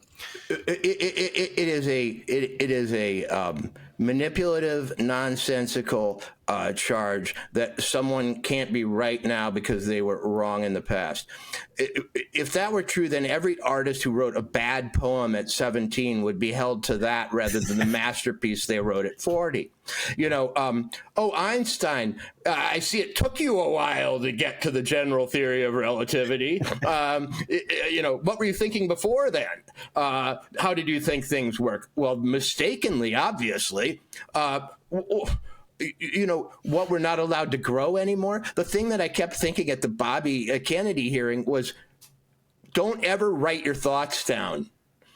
This guy has written book after book exploring all sorts of areas, from environmental situations to medical situations. And he's explored them kind of from the point of view of what used to be in England, let's say back when, the enlightened amateur, which was all there was back when. He, as a lawyer and as a logical thinker and a good researcher and somebody with good values, he would go into various areas and satisfy his curiosity and try to state the truth about them. And he's done this year after year, decade after decade. But he mistakenly created a record as far as getting confirmed in the Senate. He should have probably just, if there had been ChatGPT, consulted the conventional wisdom at every turn. Whatever mistake he's ever made, whatever statement he might have come out with that was more colorful than another, whatever flat error or overstatement he might have made, besides just taking things out of context, was used against him. It's almost as though you're charged as an adult with having been a child once. Yeah. I remember when you couldn't tie your shoes. What reason do you think you can run a giant department of the United States government? It was really, it was that kind of an absurd reduction of, his past that he was made to answer for. And I thought, these people don't even have pasts. I don't even know where, Mastro Cortez, I spend most of my time in the winter in Nevada, came from. Like out of nowhere, she's a senator from Nevada. Yeah, they don't. It's all very easy for people who have indefatigably and relentlessly pursued anonymity and unaccountability in their lives to come up against somebody who's put words on paper his whole life. Well, actually, I mean, your point about you're not allowed to grow, that's taken, any evidence that you have grown in your perspective is taken as evidence, as an indictment, is fascinating because it actually suggests that the cynics who are wielding evidence that your position has evolved against you are actually closely aligned analytically with those who were peddling what they called settled science during COVID, right? Because the idea of settled science, I mean, that concept doesn't really exist in science. There's nothing that is beyond question in science inherently, right? We don't prove things, we disprove things. And the idea that there is settled science and we don't question it, but actually that is the death knell to science. Once you decide that there are things that, once you've got a consensus in science, then anybody who questions it is a crank. Well, then you've just taken every person who has radically advanced the cause of science and put them in the permanent crank category where they can't escape. Right? Because absolutely every great idea starts as a minority of one, right? It's never the consensus. It is the heterodox view. And most of the stuff that starts as a minority of one never escapes that category. Most of it's wrong. But if you take the whole category and throw it out, you literally can't have scientific progress. So I think settled science used to be called dogma. Settled science is the thing that science arose to challenge. Settled science was my dad said, because his dad said, because the priest said, because his priest said, and I'm doing it because it has this chain of title that goes back to some ultimate authority. And in fact, I don't even want to test the proposition that, the earth isn't the center of the universe, because if I do, it puts me at odds with people, and who's going to back me? Man, there's nothing lonelier than the scientist who's discovered that his whole university is wrong about something. What's he supposed to do? And there have been people in that position. Recently under COVID, there were a lot of people who were able to look around at their medical school or their biology department and say, I am surrounded by people who either don't know or are going along for reasons of, social and power preservation. What do I do? Yeah, the entire academy indicted itself. And so basically, the odd thing is really that most universities didn't have a single person stand up and say, actually, I don't know why, but all my colleagues have got this wrong. Every university should have had multiple people saying that, and it didn't happen. But for all kinds of reasons, a bunch of people left largely Europe, and now parts of Asia and other parts of the world, Africa in larger and larger numbers, to come to America. And they did so at a point in intellectual history where settled things didn't quite have the prestige they had. They usually came from countries, and maybe still do, where a church or a tradition or, whatever, a patriarchy or matriarchy still rules on things. But in America, we basically came about simultaneous with what we call the Enlightenment. So, we were able to build Washington, our capital city where I'm sitting right now, and it looks like a frickin', architectural experiment. Long straight lines with pinnacles that line up. Who knows, the suns? It might be a sundial for all you. That's one of the spooky characteristics of the place. But it's an Enlightenment place, and the conspiracy theories say it's Masonic, but whatever, it has been designed. It's a rational place. It doesn't resemble other places. It celebrates the mind over tradition, as it were. It subordinates tradition to experiment, to growth, to freedom, and so on. America culturally used to celebrate and glorify the cowboy, the genius, the Jimmy Stewart character in a Frank Capra movie who goes to Washington and says, wait, all these people are doing it for the money? I just want to help the boys of America, in that plot. We used to celebrate those characters because those characters are, in a sense, scientists, because they're willing to depart a consensus based on evidence that they refuse to pretend isn't there. They refuse to pretend that politics helps people when it's actually hurting people. They refuse to pretend that science describes a situation when the experiment can't be reproduced.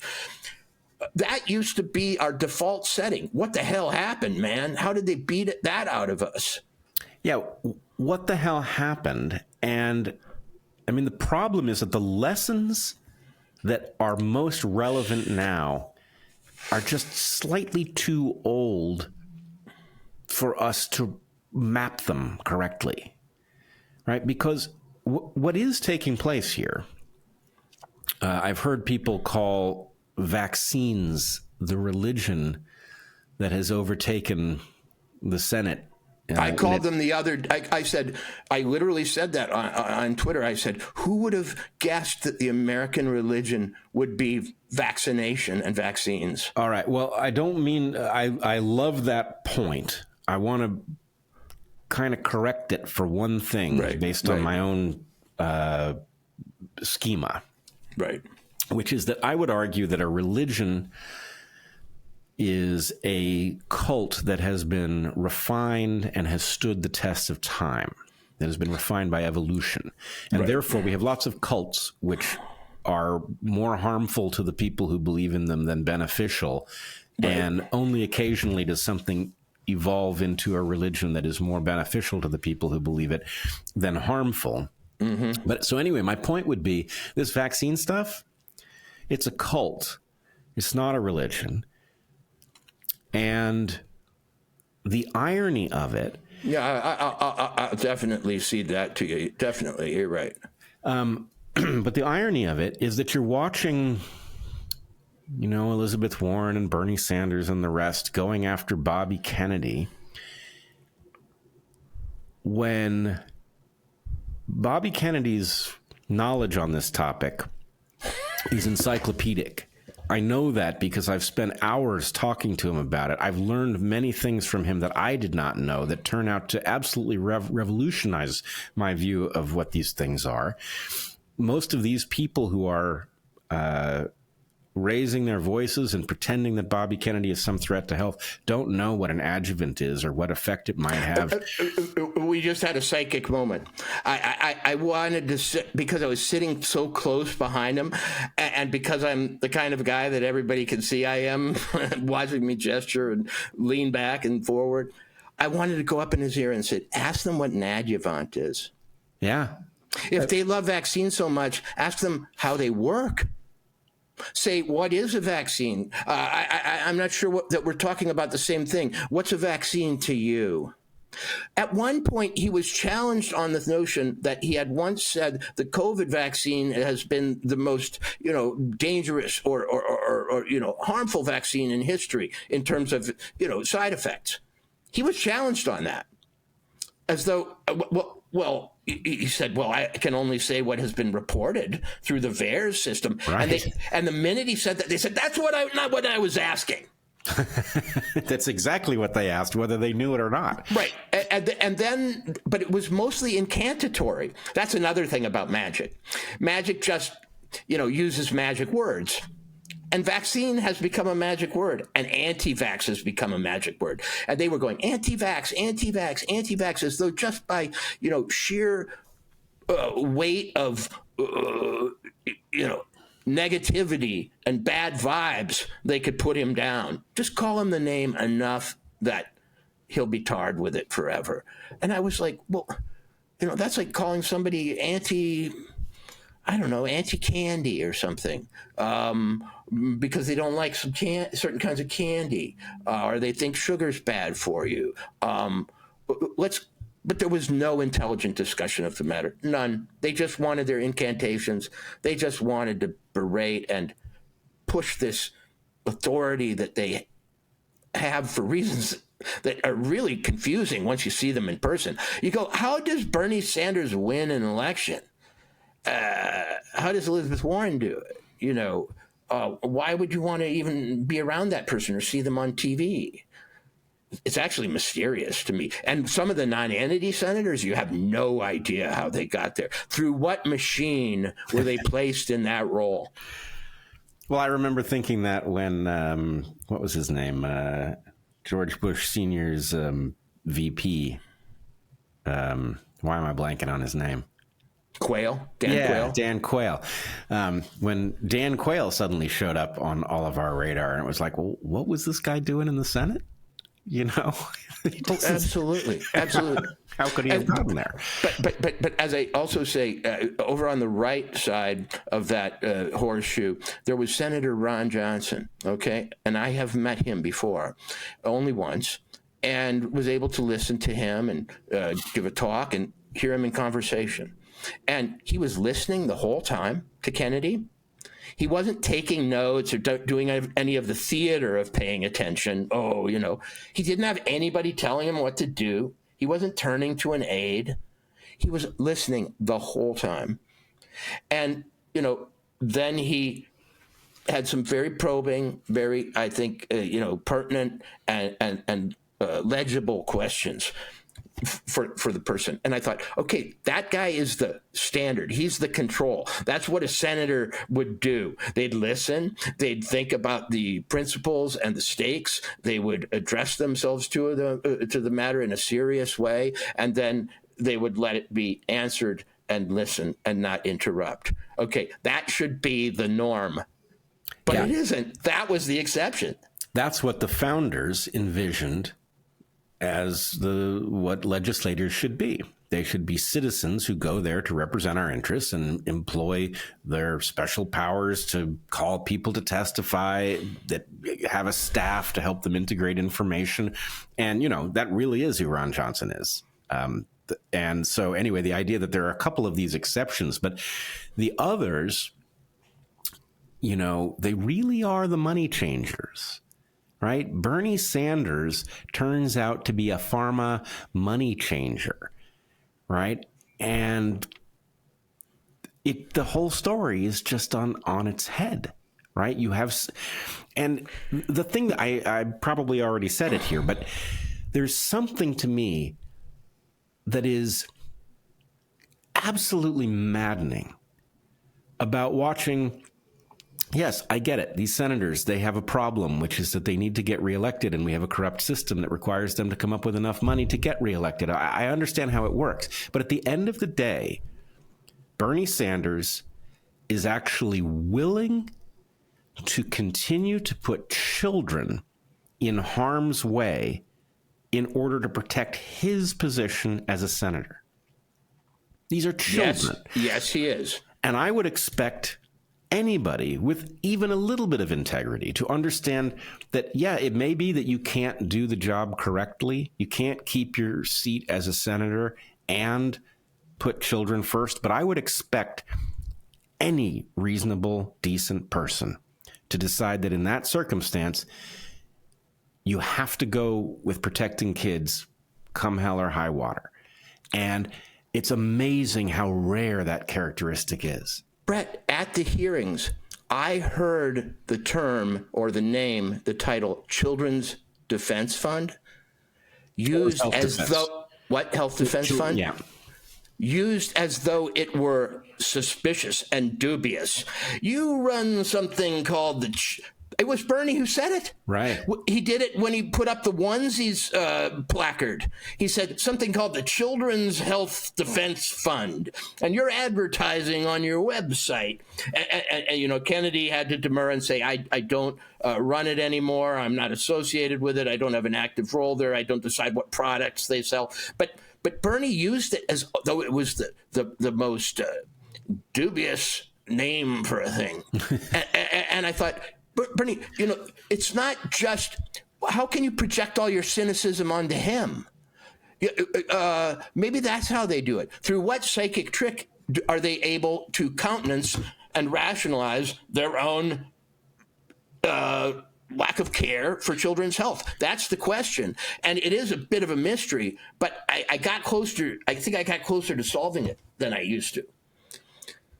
I guess I used to think that if someone was a socialist or something, they're so, socialism takes the afterlife and it puts it here on earth. It says, I won't expect to go to heaven after I die. I'll expect we'll all go to heaven sometime in the future once we've, built utopia, once we've built this just society. And I thought they can rationalize anything on the way to that, war, year zero, genocide style Pol Pot, wipe out your rural population so that you can liberate the farmland for the new. Anyway, I thought that maybe was it. But I don't think it's that anymore. I don't think Bernie the socialist or, Elizabeth Warren, the puritanical sort of congregationalist New England scold against power. She's kind of like an abolitionist. That's kind of the role she's playing in terms of historical symbolism. I don't think they're doing it because their ideas give them ends justify the means excuse. I think they're doing it because they enjoy it. I think they're doing it for reasons that we all do the things we do. You and I like talking, thinking, conversing, testing our ideas. Other people like watching baseball games, so they get jobs as baseball commentators or coaches. They're up there because they like it. Maybe they don't spend all their time in hearings, but there's something about being a senator that they like. And what part of it? And they like it so much that they're willing to lie. They're willing to take money. They're willing to ignore the consequences of their decisions in order to have that thing, whether it's that pleasure, that reward. What is the reward? Well, I don't understand abnormal psychology as well as I should have, but their psychologies I think are abnormal, and they're gaining some satisfaction, some nourishment for their particular psychological, emotional mechanisms that we can't see. That is more important to them than reality. Well, and more important than to them than protecting kids. And I mean, I think this goes exactly to your point about abnormal psychology, because I would think that that's the line that would be impossible for anyone remotely normal to rationalize across. And yet, here you go. As you point out, children's health defense is being used as some sort of self-evident slander, which is preposterous. And in fact, even the onesies themselves, I look at those onesies and I think, well, onesies aren't my thing, but those onesies are supportive of informed consent and freedom of speech, which are both principles that I hold in the highest regard. Right? The idea that these onesies are suspect is strange to me. That the organization Children's Health Defense is inherently suspect is strange. And, you know, if you do know where to stand to watch this magic trick being done, it does make the broken characters who are playing their absurd role, it makes them look demonic. Okay, I think I have a clue. And I saw this in every one of those senators, in every one that hectored him, whether they were doing it cynically or performatively or whatever. They all lacked humor. They all lacked a sense of humor. And the reason that Bernie could launch that ridiculous, sentence, tell me again, do you support these onesies? Is because there's something wrong in his head. He can't get a frame outside of himself and his own beliefs and thoughts and systems. He has no sense of irony. He doesn't know that onesies is a inherently funny word. You probably shouldn't say it in the Senate, except in a joke. You shouldn't say a punchline word. Yeah, it's a punchline word, and you probably shouldn't put up actual photos of children's, underwear basically behind you as a backdrop for your inquisition. Larger than life. This is a tin ear on an almost spiritual level. It suggests a deformity, actually. A deformity meaning I can't even plausibly get outside of myself. I can't get outside myself long enough to watch my own act. I am so consumed by whatever it is, my importance or my needs or my sense of righteousness. And I can't, you look at one of those senators that day on that left side who said anything that was funny, and I'll give you $10. You can write me. There wasn't any. I think you're exactly right about this. And I think that actually the lack of humor is a telltale sign of a kind of mental deformity. We see it in woke culture, woke culture is absolutely devoid of a capacity for humor. And I think it means exactly what you're suggesting. I also think that there's just an evolutionary basis for this. And I will tell you that evolutionarily, humor is something that is not well understood. I've done a lot of thinking about what it is. And one of the things that is true about it is that it is highly effective at discovering who is a faker. And I want you to just put yourself in the mindset of, you're in a crowd and somebody funny, whether it's a comedian on the stage or it's just somebody with a commanding presence and an ability to engage in humor, is talking to the crowd, and they say something, and one of two things happens. Either they say something and the crowd erupts in laughter, but you don't know what's funny, and you suddenly feel exposed because you're not laughing and everybody else is, right? Or they say something and you think it's funny and you laugh, but they haven't gotten to the funny part yet. Equally, this exposes you as not really one of us. And even to the fact that humor involves this odd fact of timing, right? So what is comedy timing? Why does the particular delivery of a joke have a very different effect if you fail to get the timing right?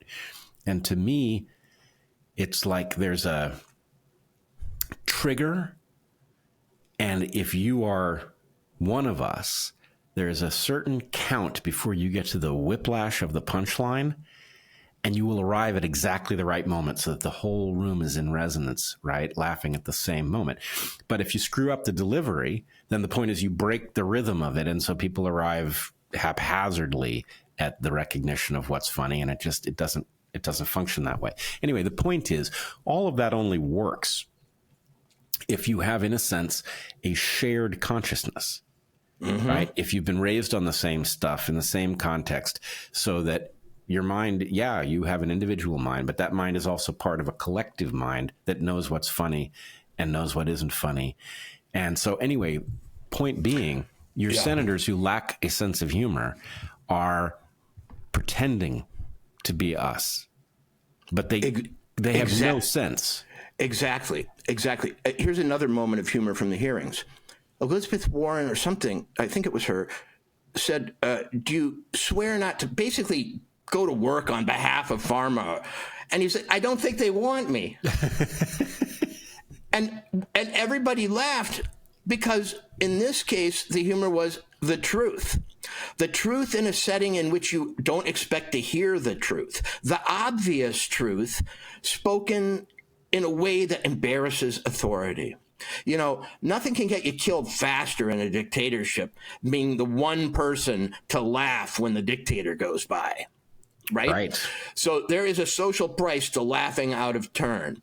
America, one of the great hypnosis of America, that lies above government and everything else at the level of culture and soul, it took a turn when they embedded fake laugh tracks in our TV shows. Okay. And which were merely the laughter signaled, this is America laughing. This is the consensus laugh. In other words, if there's settled science, there could be settled humor.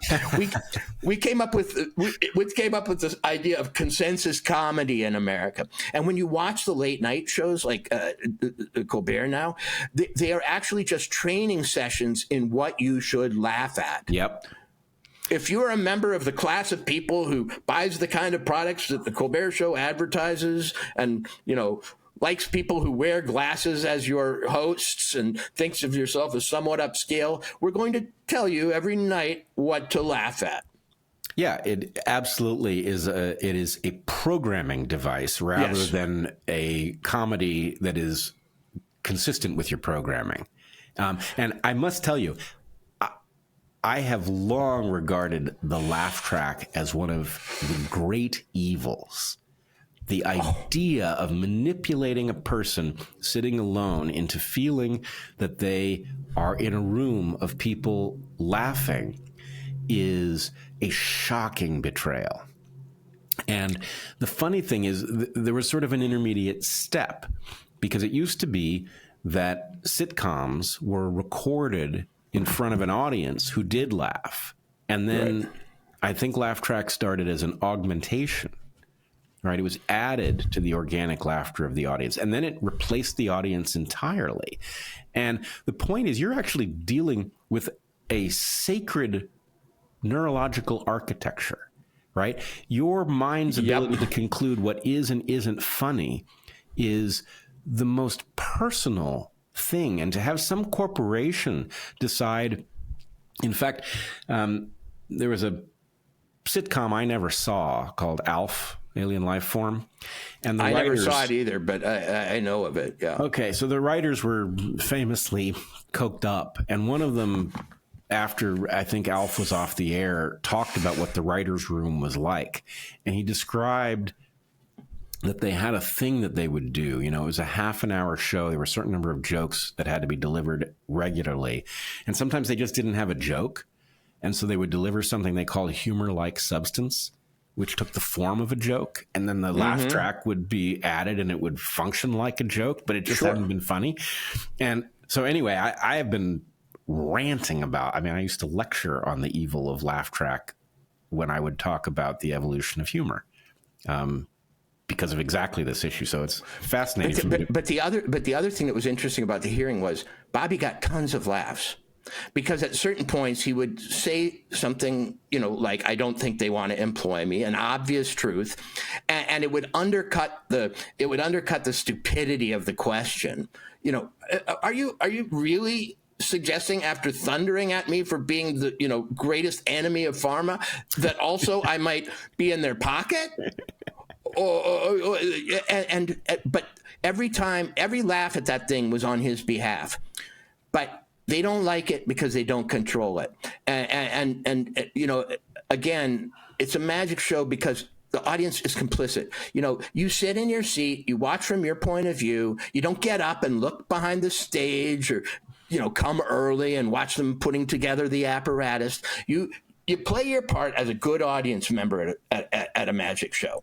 But at certain points in this Senate hearing, people actually had spontaneous, voluble reactions. The senators don't like that. They don't like price discovery of the value of their points. They don't want any feedback mechanism that rates their intelligence, with you know, mood or tone, and that was very strange. And when the chair was asked to admonish the audience for tittering over the ineptitude of one senator's presentation, it was like, you know, there will be no, you know, there will be no laughter, there will be no clapping, there will be no audience response. It undercuts our control of this thing, and also it redounds always to his benefit, because he has become, by the end of the hearing, the avatar of everybody behind him. How you could come in there with almost any political persuasion, but if you didn't know the language, you knew who the hero in the room was. It was like the lottery. We all read it as a kid. They all picked up their stone and they threw it at him. When we read the lottery, we fantasize that we see the injustice, that we would never be a member of that crowd, that we don't want to be one of these stupid New Englanders trying to make the crops grow by, you know, stoning to death somebody whose name was drawn at random. So how do we end up being that person as adults, you know, often? Or how do we end up tolerating it when we see it? Well, hold on. I didn't know that the audience had been advised not to laugh. They were toward the end. I am absolutely offended as a human being on their behalf, because they have an absolute right to laugh there. I consider it an extension of... They didn't call it laughter. They just said, you know, don't, I don't know, have any outbursts or something. Don't have any involuntary, normal human reaction. But we will control your faces, throats, and, you know, lungs at this place. But it's the inverse of laugh track. The suppression of organic laughter. I get exactly why they had to do it, because the fact is, laughter, organic laughter, has the power to indicate where the power in the room is. Yes. In other words, the same way that a CEO who's not very funny can reliably get laughs from his subordinates, right?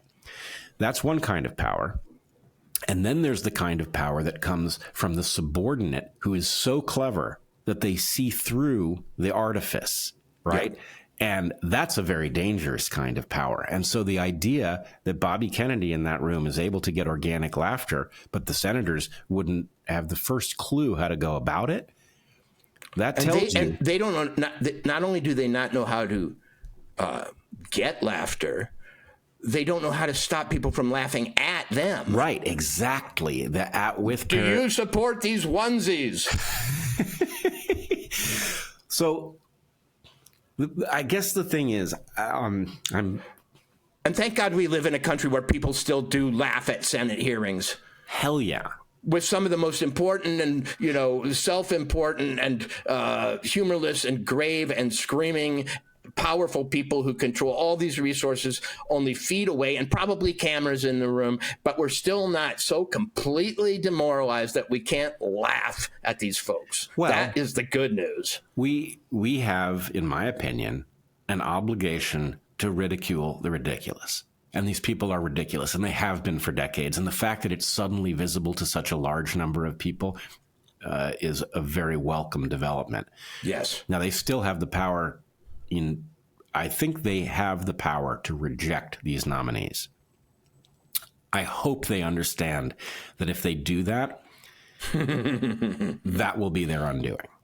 And I really feel that at this moment, that the people understand, whatever else may be true, even if they don't know that Bobby Kennedy knows what he's talking about, which he does. Yeah. But even if they don't know that, they know that he's on their side. They can tell. Right? He's not faking. And framing him as a profiteering, ambulance-chasing lawyer didn't work at all. It doesn't work, especially if you know the story of what happened to him and how he ended up in this element that has been described as anti-vax. He did not want to go. He was a popular warrior on behalf of the public, cleaning up rivers, right, taking the mercury out of fish. That was a marvelous position relative to what happened to him, and he did not want to go up against vaccines. And he had no ability to say no. He was confronted literally by a mother of an injured child who had the receipts. And she said, "You have to look at this." And he did. And it changed his life very much for the worse, I would say. And it resulted in him going on this journey to which he's finally, from which he's finally returned and is now being faced with this ridiculous grilling in the Senate. But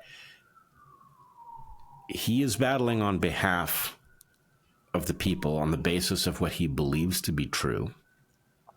Many of the things he believes to be true are hard to swallow. But if you chase it down, you discover all kinds of things. I remember, I learned what an adjuvant was after COVID had began. I believe I probably learned it from Bobby. Mm-hmm. And at the point that I came to understand what an adjuvant was, as a biologist, how could that possibly be safe? You're going to hyperactivate the immune system in a non-specific way in order to get it to respond to your feeble vaccines, and you think it's not going to react to a bunch of other stuff in your environment, stuff in your gut? How? Just name a mechanism by which this non-specific poison that activates your immune system would not result in a bunch of other pathologies, including autoimmunity. How could it happen? Once you know that, it's like, look, you're depending on the failure of the public's biological education in order for them to continue to believe that this technology might make sense to inject into babies. That's what you're depending on.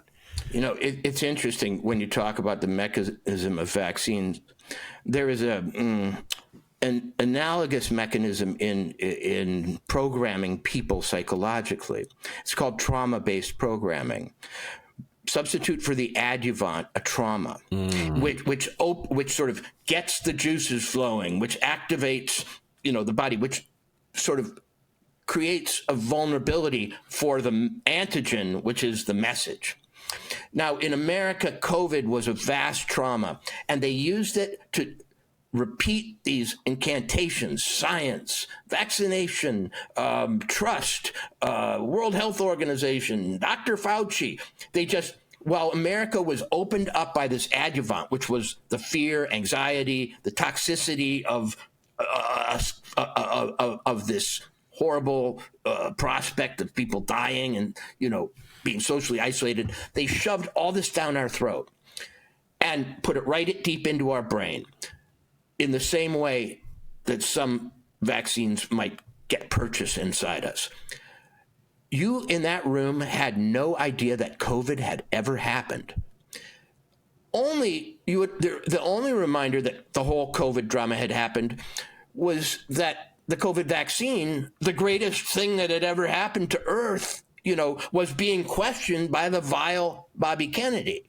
Other than that, the utter failure of all the institutions and the companies and the interests that these people represented was not even alluded to. And yet it was the whole reason there's a Bobby Kennedy in front of them.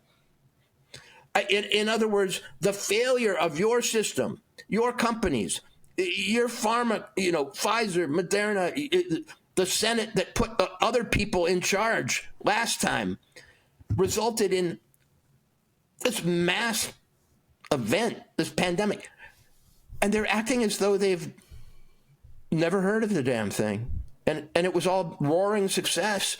And Bobby somehow threatens that, that series of ringing successes. My God, he's there because of a crisis, dudes. And only a crisis would cause somebody like Donald Trump to bring him in. I remember when the conventional wisdom was Donald Trump cannot share the stage with anyone. And I'd say, well, I think Kennedy's coming on board. And he'd say, oh, that'll never happen because he doesn't play second fiddle. He doesn't like other celebrities. Well, that wasn't true, first of all, because they don't tell the truth about Donald Trump's character or personality. But insofar as it is difficult for him, he allowed this guy to share the spotlight with him because he saw it was a crisis. But they're all acting innocent of the very reason that there's a Bobby Kennedy sitting there. It's stupefying. It was asking me to live in a world that, not just of nonsense, but of total unreality, because the whole narrative that had brought us there went unrecognized, unacknowledged. Well, I have a thought about what's going on. There was a kind of speciation event that was triggered by COVID. It was triggered by COVID plus a internet that was sufficiently developed that lots of people who didn't know each other could find each other and begin to sort out what was taking place.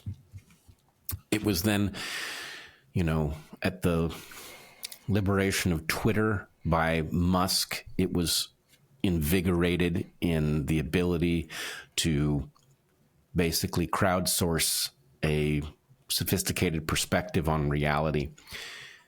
And that broke a lot of people free from the matrix. However, there are a minority who are still subject to the matrix for whatever reason. And it's too many voters to surrender the pretense. So the point is, what we're watching is theater that couldn't possibly work on anybody who was paying attention during COVID. Right. But if you bought the official narrative during COVID, and for whatever reason you've dodged reality long enough that you still think it was more or less true, then they're playing to you. Right. Because they can't afford to lose you. So it's very strange and disorienting for those of us who have, long been discussing the phenomenon of the mRNA vaccines, the lab leak, the suppressed drugs that actually do treat and prevent COVID. If that's what you've been steeped in, then you can't imagine what's going through the mind of Elizabeth Warren. How could she possibly be in the dark? On the other hand, what she's saying isn't for you. It won't persuade you. And so she's speaking to people who are still subject to a narrative that for you and me broke many years ago, right? Maybe there's such a pressure of forward motion in our media and in our communications now that the past simply doesn't exist for these people. They only care about what happens next week. They only care about, the next 6 months. And people are willing to sign this contract of having no memory, this kind of willing amnesia. The past is the past. I found it enraging and troubling how willing people are to write off the whole COVID problem. Oh, wait. You mean the ongoing illnesses that that might be caused by all sorts of things? The funerals that never happened, the families that broke up, businesses that failed. So you're willing to call it a day in the name of what? They talk about justice on the left, but they don't like it very much because justice involves avenging the past, or at least correcting it or rebalancing it. But they are just on to another thing.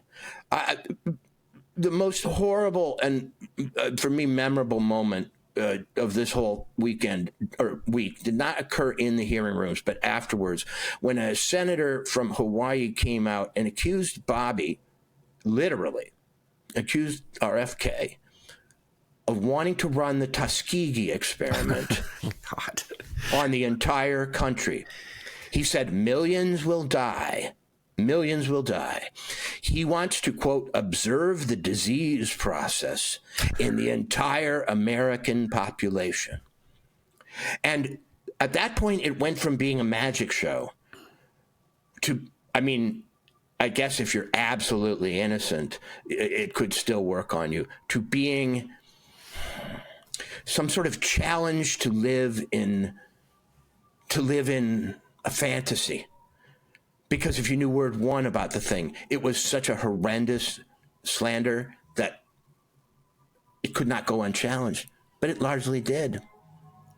Yeah, it's the worst conceivable slander, right? It's the worst conceivable. I can't think of a worse one.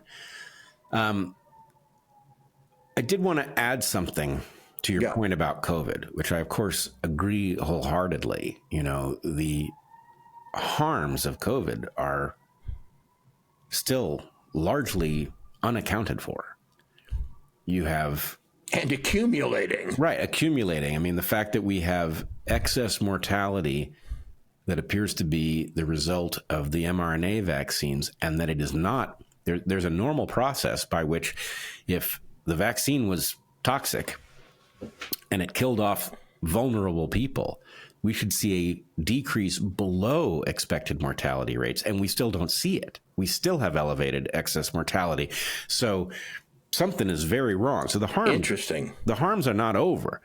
That said, I don't think that that's even, what you listed was the medical harms, the failed businesses, the harm done to families, the funerals that were unattended, all of that stuff. That's a huge quantity of harm. But we also have the strange fact that COVID revealed the massive dysfunction of all of our institutions. They all failed. The press failed, the university system failed, government failed, the tech sector failed. It all revealed itself. And so odd to sit in a room where they're pretending they all succeeded, that it was their finest hour. I may have mentioned this to you before, but one of my favorite books is Catch-22. Mine too. And I'm reminded of the scene where the pilots, terrified of some deadly mission they've been given, dump their payload at sea harmlessly because they're afraid to fly over this target from which they fear they will not return. And the brass, instead of punishing them for this, decides that it has no choice but to give them medals in order to disguise the fact that it's happened. Yes. And this idea of congratulating the system, congratulating itself over COVID. It's like, but that's what you saw in that room. That was the operating assumption. That was the implicit basis for their right to question Kennedy. They had championed a great vaccine. They had, done all the closures and hard things that it took. They didn't explicitly pat themselves on the back, but it was, the basis for their throne-like bearing. These are the people that brought us through COVID, against the person who would threaten the system that brought us through COVID. It was Catch-22, Brett. And what's Catch-22 finally about? Well, I've thought about the book way too much. It's not just about inversion and funny jokes and logic traps, and double binds. And this is revealed in its ending.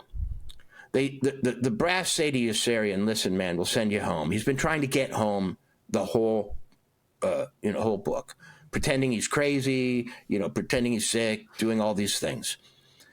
And they say, we'll send you home, but you've got to do one thing. Oh, I remember. Tell us you like us. Yep. And that really, you felt, was the thing they were doing to Bobby. They knew that there was one line he couldn't cross. He could show undue respect. He could listen to their dumbass arguments. He could not, call them out and make fools of themselves for their scientific illiteracy. But there was one thing he couldn't do: pretend he liked it. Yeah. And he did, and he didn't.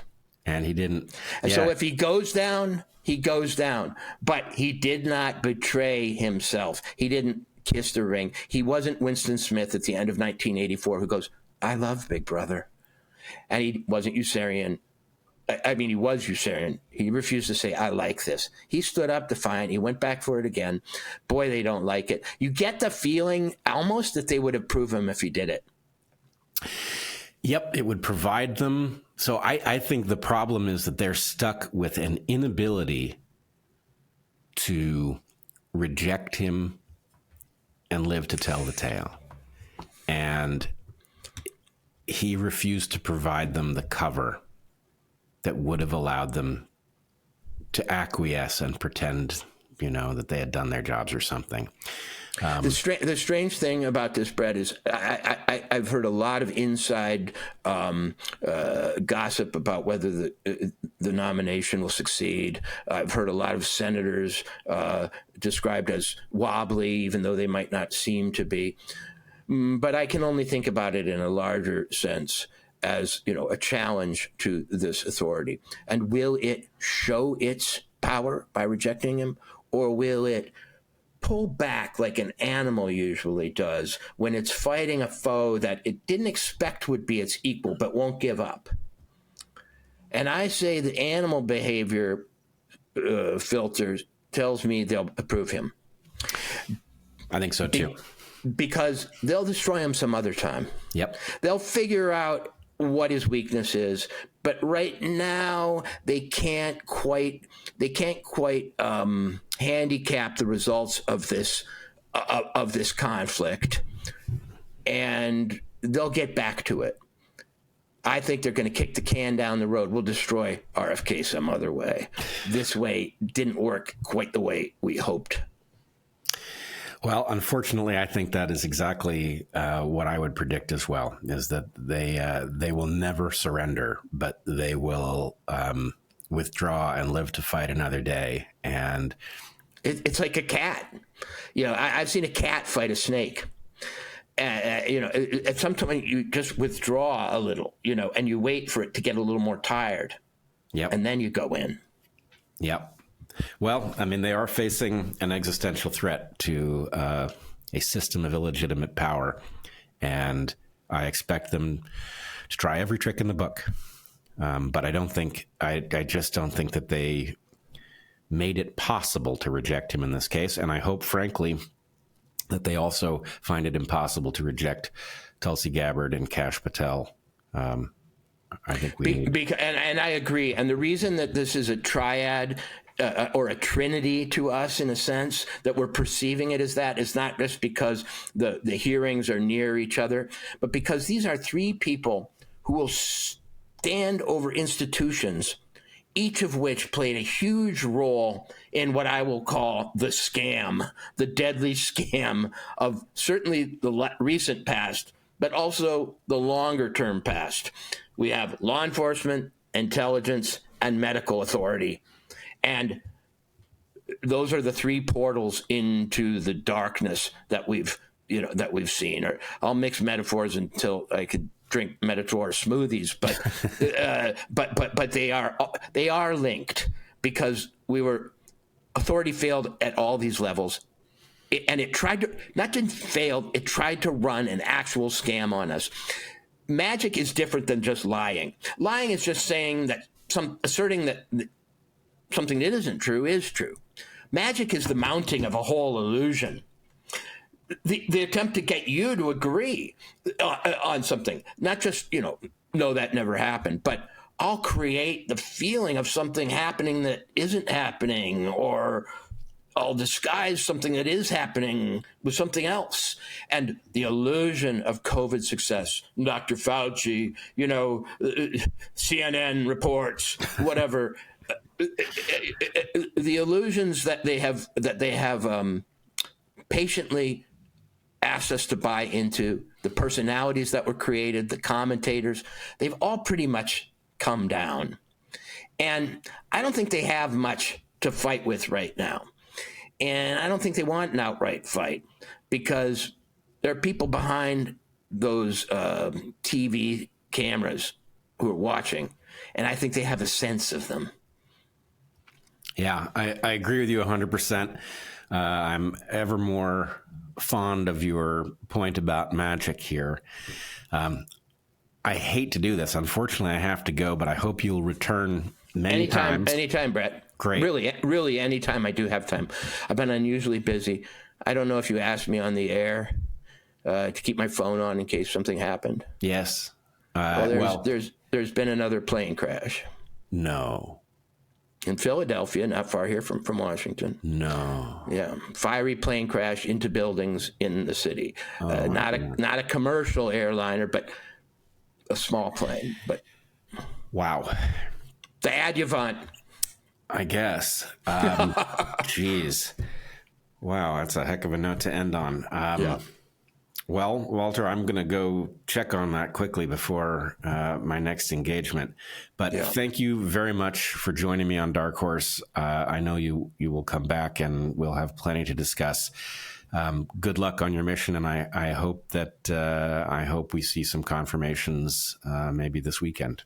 I really do, and despite all the jaded and sort of bitter tones that I might have vented at points, I'm pretty hopeful, because I don't see an America that's completely whipped. I actually see one that is standing up and willing to pull back the curtain and willing to deal with the disappointment and the challenge and the opportunity that lies with no longer reflexively believing these fakers. I agree with you. I think we're actually back, and we've got to carry through with our mission here. But I'm amazed at how well we're doing, and I'm also uncharacteristically hopeful. Yeah. Where should people find you? County Highway, America's only newspaper is. They can find me at County Highway, America's only newspapers. I'm a novelist who's written many books. You'll find 7 or 8 of them on Amazon. You can go watch the movie Up in the Air, which is based on one of my novels, or the movie Thumbsucker. I'm all over the place, but I shoot my mouth off most often on Twitter. So. And what's your handle? Walter Kern, Kirn, not E. And I make a lot of friends there, and I really try to interact with people. So if you want to get to know me and want me to know you, meet me there. Great. All right. Thank you so much, Walter. Okay. Good luck and Godspeed. Thank you.